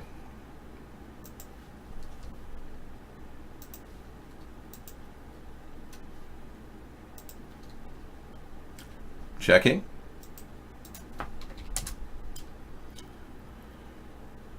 See some of the guitars David Gilmour is selling at the Ultimate Classic Rock store. Okay, dude. Yeah, like David Gilmour is like totally, I used to do t-shirts for Ernie Ball guitar strings, and it's pretty cool, Yeah, look at that. Get some of the guitars David Gilmour is selling. Okay, I can't wait. 2 Stratocasters, a 1954 Sunburst, and a 1957 Blue Model believed to have been custom made for Homer Haynes of country's duo Homer and Jethro. Who doesn't want that? Gilmour is also showing off the 1955 gold Gibson Les Paul, in which he played the Another Brick in the Wall, Part 2. Oh man, are you serious? That's gonna fetch probably $1 million. Yeah, Another Brick in the Wall. That's like all-time rock history. David, I'd like to make you a Moscow Mule and New York strip steak, medium rare. I don't trust meat that people cook for me anymore. Ever since that guy who served me a venison while I was digesting the meal, he said that he was a serial killer. Yeah, I just don't want to, it's not that I don't trust you, but I don't trust anybody with meat. I want to see the meat before I actually eat it. Direction. So actually, when you think about it, you got a playlist for me? Wow, you've been busy. Anita's got a playlist for me, Sponheim 002. Electrocuted squirrel gets CPR by a kind man. Well, I'd be darned. That's a feel-good story. Growing tomatoes this summer, try to keep these snails away. Yes. And how to grow your own crystals at home. Ooh. Assuming you're not talking about crystal meth or any kind of illegal substance. 5 most amazing do-it-yourself ideas from epoxy resin. Simple tutorial, art resin. That may be a skip one because, I don't want to expose people to toxic waste. Easiest vegetables to grow in a small space. That's a good one. Okay, cool. Very nice. Thank you for, I may play the long one if I'm desperate. No offense, but, epoxy's not my favorite subject. And you've got something too, Misanthropy. Yes, I don't want to miss that. Mexico wants to decriminalize all drugs and negotiate with the U.S. to do the same. I don't know. Maybe the cartel is behind this. I'd like to keep American drugs, separate from drug cartel drugs. You know what I'm talking about? Everyone knows Mexican weed is inferior to the U.S. weed. I don't think we can talk. That's not a talking point. Sorry. Let's talk about produce and helping our tomato industry, which is struggling in Florida. And hot rails. Adam ruins everything. The real story behind the bacon craze. Okay, yeah. All right, bacon is really big. Bacon, bacon, bacon. People are loving bacon. Except the Muslims and the Jews who don't eat bacon, unless it's turkey bacon. Okay, thank you very much for all the playlists and all the good stuff, guys. I hope I didn't miss anything. Yeah, that was good. And we'll play that later. And yeah, that is a pretty cool place for free tents. We'll keep that on record. I'm going to actually add that to my Flipboard. I've got a thing on the on Good Living. I think we'll put it in Good Living, or maybe it'd be either environment or Good Living. We'll put it in environment. Let's see. Good living. You can't say it. Good living is. It's more like human traffic. Yeah, it's not a good category. I'll put it in environment. All right, flipping it away. If I didn't use these link storage devices that I have, I wouldn't have a huge library of links. And if you want to check out links and are bored out of your mind, go to our 28 magazines of Flipboard, in which we have all the 153 News videos that we've been playing. We've got a magazine for that. Oh, and this is Brennan Brown, The Call to Courage. What it takes to choose courage over comfort in a culture defined by scarcity, fear, and uncertainty. Courage over comfort, interesting. The squirrel video is cute. Yeah, there's nothing more cute than seeing a squirrel get electrocuted and then come back to life. I guess to anybody that would be cute, really. I mean, anybody who's in pain would feel that was cute. I'm sorry. I'll watch it. I'll have to. Okay. No, we don't want Notre Dame turned into another secular solar-powered eco-garden. Oh, see, somebody came out with my idea. RT has a story. Remember I ran this idea of putting a dome over the... Yeah, that's a pretty cool idea, Dave. Yeah, the dome idea, Dave. Yeah. There it is. The Notre Dome, I called it. Let me take down the 1,000-mile fence there. Yes, the Notre Dome. I have to disassemble the container fence. There we go. Enter the Notre Dome. And here's my idea, 2-3 weeks ago when the dome happened. And I already pasted this up and put this together, but somebody's been busy with artwork galore and came up with one they thought was better than mine. I think it's a great idea. I want an eco dome. I think it's the best thing going. I would love to see that come to fruition. Vincent Calibaut Architects' proposal for the Notre Dame renovation. Brilliant. It's too bad my idea preceded it by 6 days, by 12 days. Brilliant, excellent. I love mine as well as theirs. I prefer the simplicity of mine over the steeple construct of theirs. I should pitch mine to perhaps the French government. Yes. Well, anyway, back to you. No, we don't. Yeah, I don't think we really care at this point. Whatever. I'll flip that into environment as well. I have no other option. I'd put it in the elite category, but I think the burning of the Notre Dame was completely an effort by the French government to get money. I believe that the person that did the work of installing all the safety measures and security features was on television the day after the dome burned up. That person was very, very, very clear that it would never, there were too many safeguards. Nothing like this could have happened. It had to have been started by somebody. And we even have photographs in the 153 News. There are photographs in that section. I sent you the click to the Flipboard. They have pictures of fires being started in areas like vents. They have people dropping, there's flashes from taken away from the area by a photographer. Yes, thank you. Ship plows into barge in Houston Channel. Oh, let's take a look at this one. Ship plows into barge in Houston channels, spilling toxic gas additive into the bay. Oh, nice. Oh, this is so sweet. A gas tanker has collided with 2 barges on its way out of the Houston shipping channel, spilling potentially tens of thousands of barrels of toxic gasoline additive into the water. The Genesis River smashed into 2 barges. What a name. A Genesis River hitting it en route to a container dock off Galveston Bay, capsizing one and severely damaging the other and spilling reformate, a highly flammable gas additive that is extremely toxic to marine life, into the water. The barges carried some 25,000 barrels of the chemical each. But the amount spilled is unknown, according to officials cited by the social media. Wow. Thank you for that link. 1 hour and 23-minute video tonight on the barge. That is amazing. Huh. Well, yeah. I don't know, man. I don't think I can play 1 hour and 23 minutes of the cleanup, but I'll keep it in file. Sheriff, Eaton County. Man who murdered 2 was on a killing spree. Whoa. I assume this is Michigan, Eaton, Michigan. Coming up, breaking news. Is off this noon. Okay, we're still queuing up here. Apparently they don't have the current YouTube Playmaster. Hey, Hyman, how are you? No, we don't have 10 guests here. No, there's a huge audience watching us worldwide. Thank you very much, Hyman. Thank you, yeah. Oh, we have one less with Hyman gone. I think we'll pass on this one. At Lansing, Michigan, investigators say a man suspected of killing 2 women in the Lansing area was caught before he could target 2 additional women. Oh, okay, good. Well, we're done with that story too. Thank you. Jeez, I can barely keep up with these stories. It's crazy. What happened when I was gone? Sarah must have been just clicking links.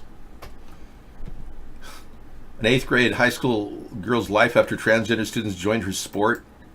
A transgender high school athlete who is biologically a male took first place in both the 100 and 200 meter dash at Connecticut's Girls Track and Field State Championships. When I'm at the start of the race, when I'm lining up and getting into my blocks, everyone already knows the outcome.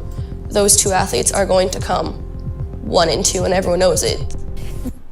The Connecticut Interscholastic Athletic Conference, the CIAC, says that athletes can choose to compete for the sport in which they gender identify with. No one thinks it's fair because we all know that males are physically stronger than females and they compete at a higher level. Petitions are circulating in Plainville and Glastonbury after 2 trans girls swept the competition at the State Track and Field Championships. From 3rd on, it's a little different. We're actually fighting for those spots, but in those meets, there's no way that one of us biological girls will be able to outrun those transgender athletes. Yes, it has been affecting track and field in Connecticut, but the door is open there for any sport. Okay, well, Martina Navratilova was always accused of being a dude because she played, with super strong arms, and everyone thought, gee, is Martina Navratilova, dude? I don't know. I don't think she's ever come out saying she's a transgender. Yeah, I think they are openly women once they become transgender. So no, Chelsea Manning, I said on my tweet today, I called him he, she, because frankly, I'm very uncomfortable in referring to a transgender as a woman. It's hard for me to say she in reference to Chelsea Manning. It is. I would rather say he, she. Just call me old-fashioned, I don't know. So I think I should help people out with the CCC part because most people don't know what CCC is, so I'll put it on the screen. You can remember it. Civilian Conservation Corps. All right? And back in my parents' day, and my grandparents, of course, your grandparents, the CCC helped revive our economy more than any other. The WPA helped too, but the CCC brought out people and jobs like crazy, and people loved it. So this is a way of building our country up and building the infrastructure up. Now, this would also include learning to weld and getting a journeyman welding degree and becoming one of our bridge repair people. Because we need bridge repairs. Why are we outsourcing to China? Barack Obama acquired a $9 billion contract with the National Chinese to fix our bridges. I think that's ridiculous when we got a lot of young people that need to learn trades. What's wrong with our country? All the decisions are mistakes. Whatever our leaders are doing is not enough and way too late. Yeah, men and women in the Civilian Conservation Corps, you bet. Have you heard of AmeriCorps? AmeriCorps is a very interesting model that would be similar to this. And they have AmeriCorps offices all across the country for young people who are looking for a direction to go in. Yeah, it's pretty good. It actually works. The programs are very successful. So why aren't we pushing in those directions? Sarah and I talked about beefing up our school food program big time. I mean, talking increasing WIC support for women, because a lot of them are going to need more money for food specifically, not for drugs. And we're also going to beef up the school food program. There's an organization out in Elkhart, Indiana right now called Cultivate. Cultivate is a program that is putting out food from restaurants, packaging them for schools, for kids to take home on the weekend for free, because their parents don't have enough food to feed the kids. I mean, isn't that a great program? So that could go on in every area regionally, and we could have a direct connection to the food, and markets are being thrown away directly into the food banks and into the schools. Count on that too. That's what a centrist third party would offer. The Democrats and Republicans will not. Starting to sound appealing, doesn't it? I know a lot of you are thinking, gee, you know, this guy's starting to make sense, you know. Why don't we have something like that? Yeah.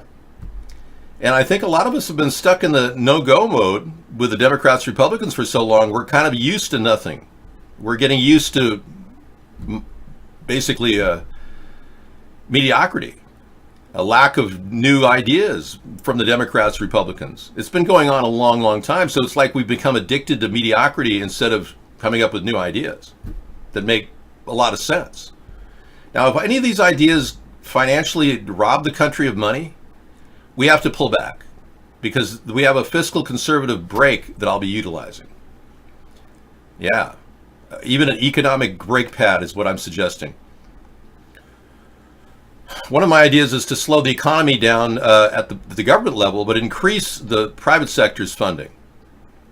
So I came up with this concept of an economic brake pad. Let me get it to the forefront here.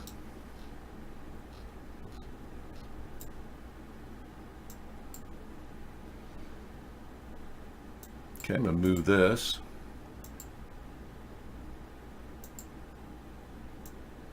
One thing we learned from having Trump, which we have to get something out of everything, I suppose. There's got to be something out of everything. Every mistake we've ever made, we must learn something from.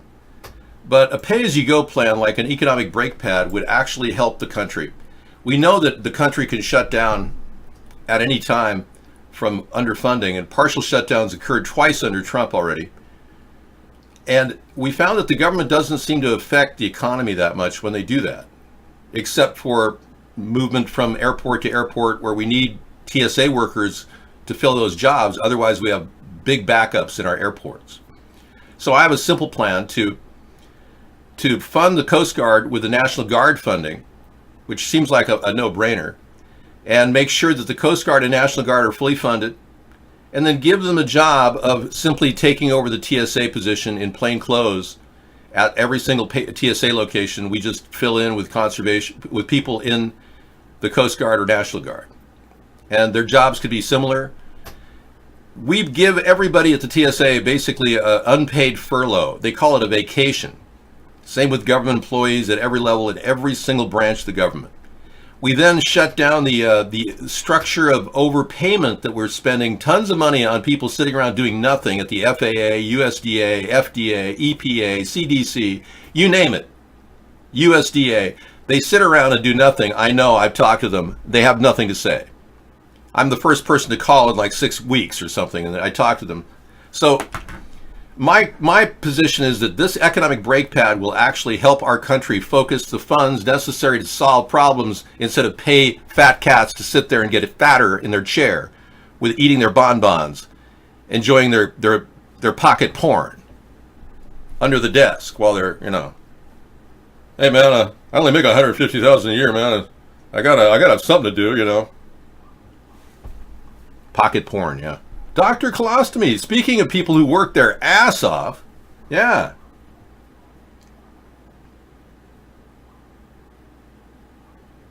Well, if you were involved with decaying rodents, Dr. Colostomy, you should get out of that business because that conflicts with your colostomy business.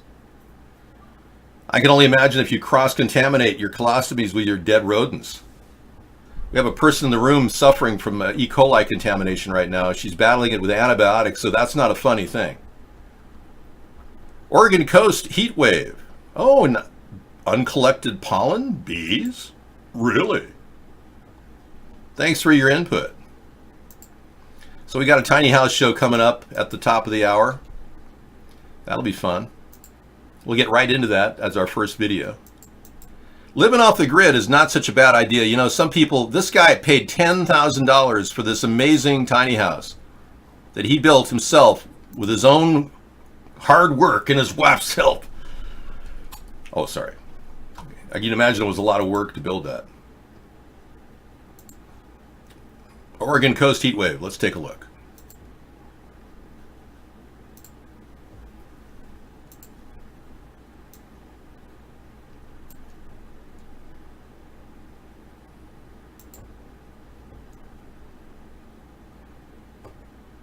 Wow, uncollected pollen bees. I think it's May the 9th, 2019. Wanted to make a short video. Newport, Oregon, 9:44 in the morning. Think it looks pretty nice, do you? Well, it's about 20 degrees hotter than normal. Wow. So, yeah, you global climate change deniers continue to come in here filtering in, oh, the weather's great. Yeah, it snowed 9 inches in Minneapolis today. Yeah, May 5th. Yeah, oh yeah, weather's great, man. You Trump supporters, oh, it's all weather hoax, it's all weather hoax, it's all BS. Well, in a way, I agree with the Republicans. We are headed toward an ice age. But we're 200 years out. We're not like, it's not going to happen this year. I mean, hello? And you Republicans and Democrats should get together and realize this. We are living in a toxic hellhole. And you haven't done anything to clean it up. I'm proposing a ban on plastic packaging that not even the Democrats can keep up with. Yeah. Another selling feature for our party. And I've got a plan to clean up drinking water. In 43 states, you're exposed, millions of people are exposed to dangerous chemicals in the drinking water, according to the CBS News report. The Environmental Working Group in Eastern University finds people in nearly every state in the country are exposed to unhealthy drinking water. And the CDC is saying that these chemicals have been linked to health issues that include birth defects, cancers, and infertility. Specifically PFAS chemicals. Now, we live in an area right off the Navy Air Station is right nearby, and they frequently spray flame retardant on the Navy planes to put out fires. And that goes right into the groundwater, and it is an incredibly carcinogenic thing, this PFAS. And we have it big time in our area. I'm in an area which is nestled in the middle with no problem with our water. We have really good water. But those areas 10 miles in either direction are contaminated with the PFAS. And this is true with 500 cities in the U.S. So it's another nonstop problem that the root cause is the Pentagon making bad decisions on the field. Now, like I said earlier, they're putting in water filters that'll still have carcinogenic levels in the water after they filter the water. It's really tough to filter this out. So people are going to be suffering, and it's not going to get any better. And there's no solution in sight except for our government just kind of ignoring the problem, which they're doing very well. Very good job of ignoring the problem right now, I must say. I know Barack Obama forgot about the Flint, Michigan problem. It was like it didn't even happen. And then Trump hasn't mentioned anything about Flint, Michigan. He could care less. So you can see this is an ongoing problem, that 610 contaminated locations in the country, ranging from public water systems and military bases. So it's up to 610 from 500. Okay. Good to know. Now that definitely flips into environment. Thank you. Everything goes to my Flipboard, which I keep as a rule. If you want to access my link library, feel free to do that, like I said. And pharmacists are going to administer child vaccines. Wow. No kidding. Okay. The amber packet, is it? We'll get to that. What do you have there, Dr. Colostomy? You got a nice house? Whoa. The ultimate house for the Illuminati, for a person who really is in love with the Illuminati. Yeah, check that out. Thank you, Dr. Colostomy. You know, this is almost like living there, you know? It's similar to Being There. Not the movie with Peter Sellers, which was a great movie, by the way. But when you go to a place like this and visit their visual tours on Zillow, it's like, gosh, really? Yeah. Let's take a look. 1 of 6. It's off the market, but that is a pretty awesome house, man. How come there's no picture? There's just one picture of the inside, or 2 pictures. That is really sweet. Well, now you know what to buy next, huh? Do you have that on your watch list? How much is it? $1,677,000. Wow, not a bad deal. This beautiful home in Sierra Madre, California is ready to go. 3 bedrooms, 3 baths, 3,327 square feet. Oh, this property is not currently for sale or for rent. This is a previous listing, dude. Yeah, it's not for sale. I can't buy it. I'm sorry.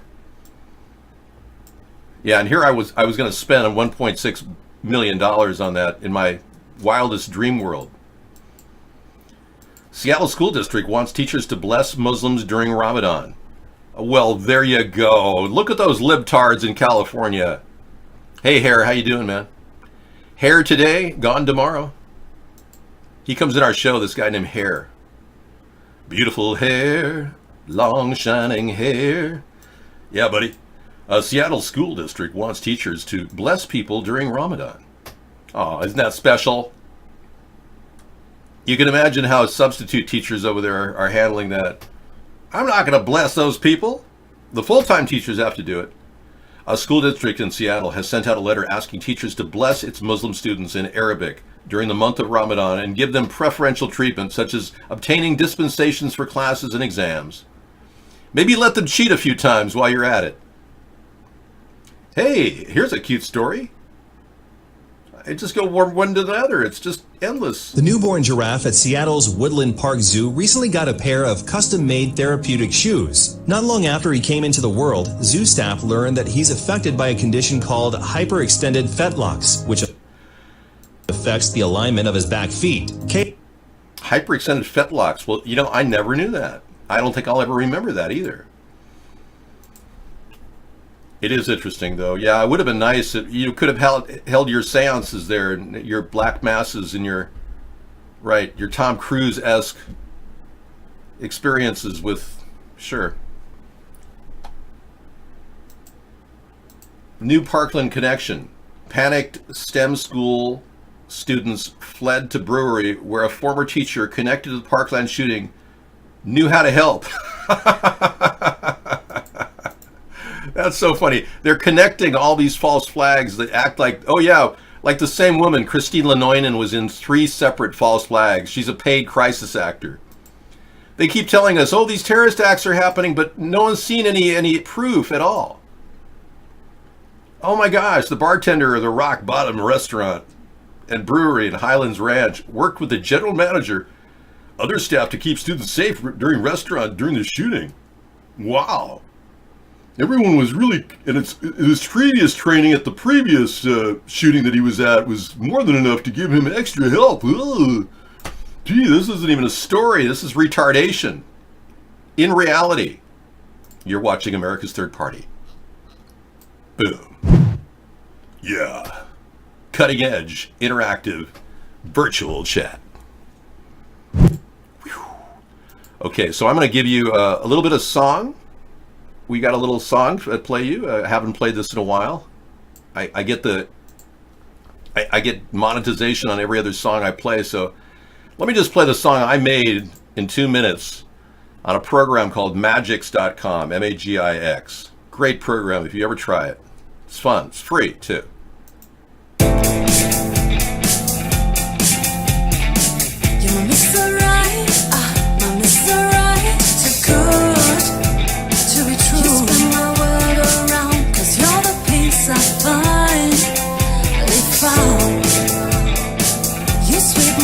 My feet, my heart stops to beat, cause you make me melt. Oh, my Mr. Right, too good. Just turn my world around, cause you're the peace I find. You sweep me off my feet, my heart stops to beat, cause you make me melt away.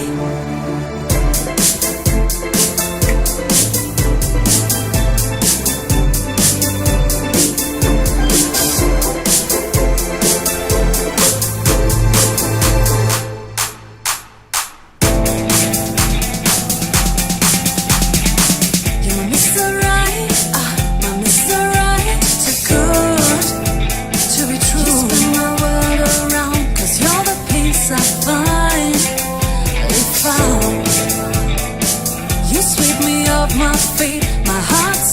to beat, cause you make me melt. Oh, Mr. Right, my Mr. Right, too good to be true.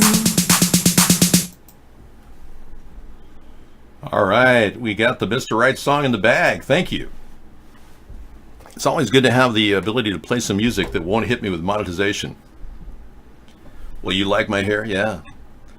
Well, you know something? This was developed by Justin Bieber, and I thought I'd duplicate it, but it takes a guy my age, I'm 59, it takes a while to look like this. Yeah, you got to wear a hat to kind of guide it when it's drying. Oh, hey, oh, you're back. Well, you're welcome.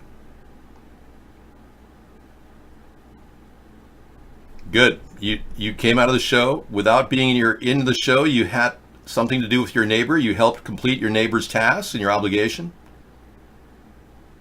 Good. Well, there you go. Zeno finally got out of the show, and he had to help somebody. He said, ban me out of the show, Dave. Yeah. I unbanned all a couple days ago, or yesterday. So you guys have another chance to come in and, give me your best shot. I don't hold grudges because I banned somebody. And we've got another Columbine shooting hoax 2.0. Crisis actors are exposed. Good. It's not uncommon to believe that the government is lying to us. She was hysterical. She called me and she was hysterical, and she told me that there had been a shooting. You notice how she got into character? Yeah. Right after you ask her. Yeah. From death to life, he's going to give you his take on this whole story. His take on the Colombian shooting hoax. False flags are part of the agenda to make us fearful so they can take away our guns. Anyway, I'd rather go look at property on Zillow if you don't mind. This is a free night. And if you want to look for property that is affordable in, say, Los Angeles, let's take a look. Let's see what I can get for better yet, let me just go to LA and see what I can get for Los Angeles for $1,500,000. No, make it $1 million. Yeah.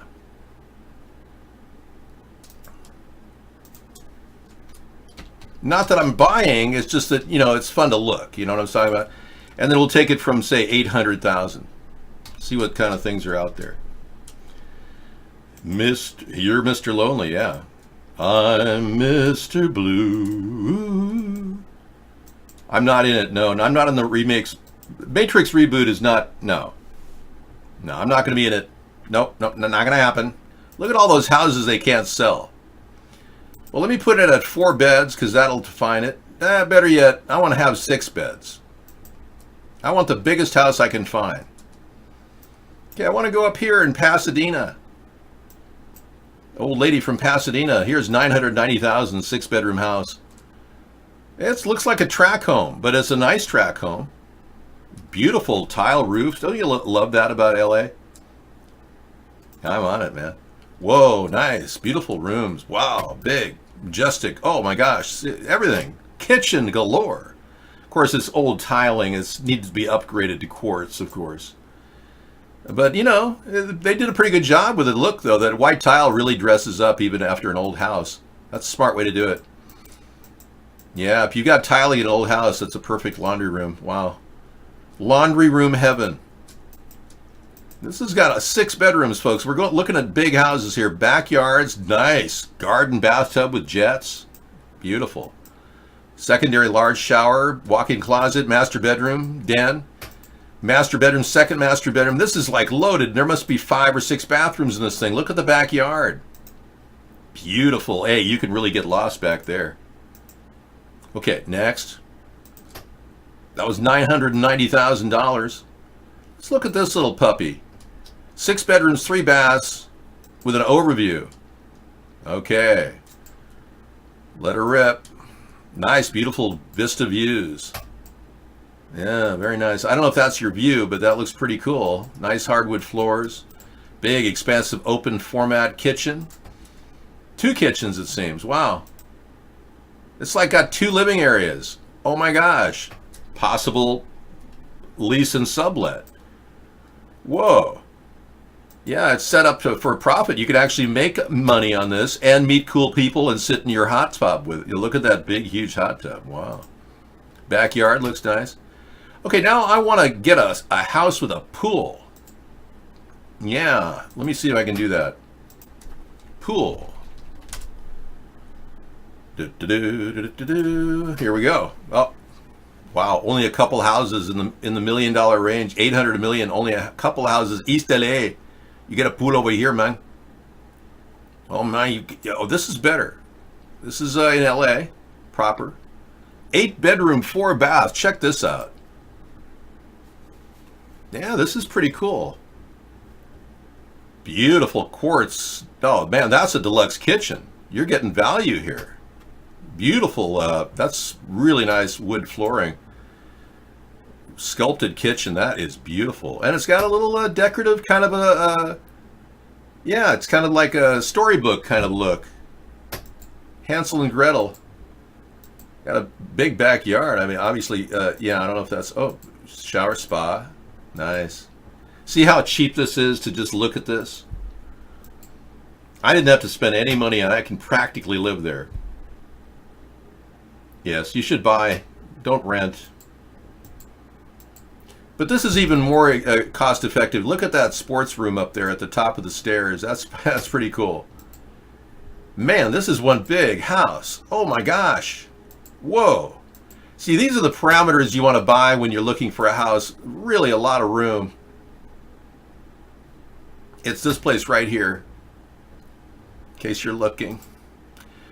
Okay, thank you. That was $899,000 in Los Angeles. 8 bedrooms, 4 baths. LA, California. Yeah, I think I'm done now. I got it out of my system. Whew. I just went to a couple of really nice houses and it didn't cost me a cent. How about that for luxury? You know, and I almost felt like I was in the bath there for a while. Oh, darling, could you get the bubbly? Banks, train wreck, music video. Yeah, I want to see this. That's a good one. We'll take that right out of the hoot in 4 minutes. Great. And then we'll go to that tiny house show right after that. Yeah, I want to get into that. Hey, this is always a fun show, as you know. Renting is a kind of a sucky thing for a lot of people. If you do buy a house and you want to buy the land, you can get land as low as $3,000 to $4,000 out in the middle of New Mexico. I mean, we're talking a couple acres.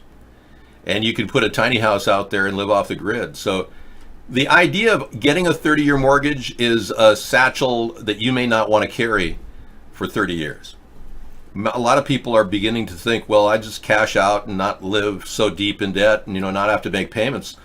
And it really takes a lot of pressure off of people, and you begin to realize how free freedom can be.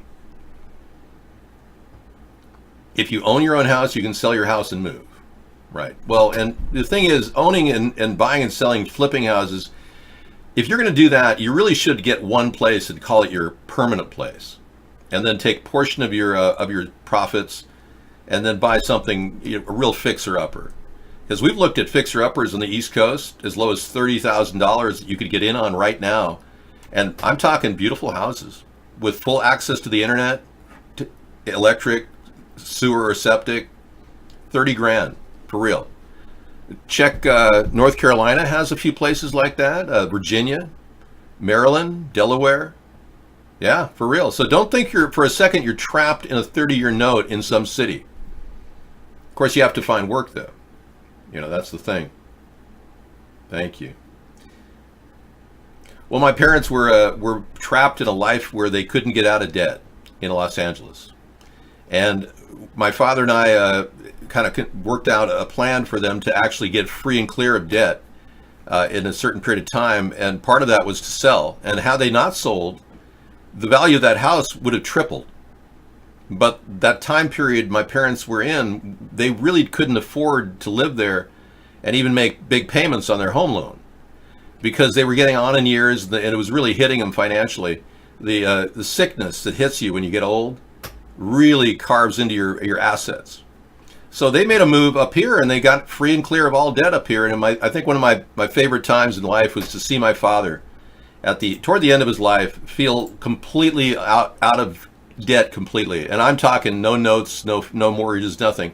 It was like a total sense of relief for him, because he literally worked his whole life, 45, 50 years, hoping to get out of debt. And it's almost impossible in our society to do that. Things are stacked against people to do that. So I really appreciate what they did will to me. And I'm using it to its full potential. But at the same time, I'm not tied to one area. I could move around. I see myself in various places in the country. So I'm not particularly located in one location if I want to be.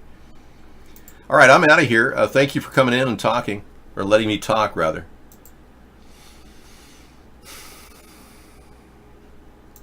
Here's a question for you. Is it possible to be a software engineer without a degree? I would think so. I would think that if you really went online and looked and did a lot of work with coding, I think you could easily become a software engineer. You could even sell programs, apps on various networks that offer apps. But yeah, I mean, robotics is a great way to start. You could start with a small kit for about $400 or $500 and build your robotics career, for real. Be surprised. Sarah and I were looking at a robotics kit for $400 total, and it's better than Legos. Yeah, this is kind of cool. In most cases you will, but for some fields like software engineering, you might not need a degree. All right, here's a tip for you guys that want to learn about how to be a software engineer from your house. An Alabama ISIS bride threatened to murder a reporter for posting her high school photo once back in the USA. The suspect of the deadly school shooting is Trump-hating leftist. I don't believe any of these stories. It just makes no sense. Let's not forget Barack Obama paid Louis Farrakhan $364,500 to teach Islam in U.S. prisons. Thank you. I did not know that. I will not forget that. And I've got the climate modification story. Thank you. Breaking. Okay, a lot of good stuff tonight in the lineup. Wow. And I think we did get this awaiting callback. Okay, it's been 3 days now. Nope, we got that one too. Great. Okay, we got it in the lineup. Thank you very much. We're ready to go. I think I got everything. Thank you. And all right, we're out of here. See you guys tomorrow for our Sustainable Saturday show. We have a show starting at 5 o'clock, and we'll be delivering a full regular show. 6 days a week we do this, 9 hours a day. That's a commitment.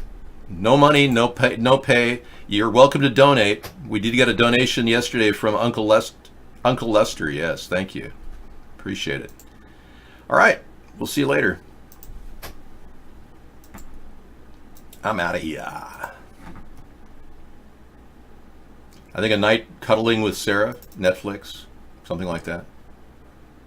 Would you prefer to see Biden? Okay,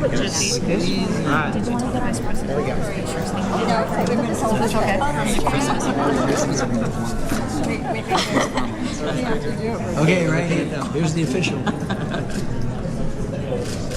Now, guys, look up the center photographer up top. Oh, there he is. There you go.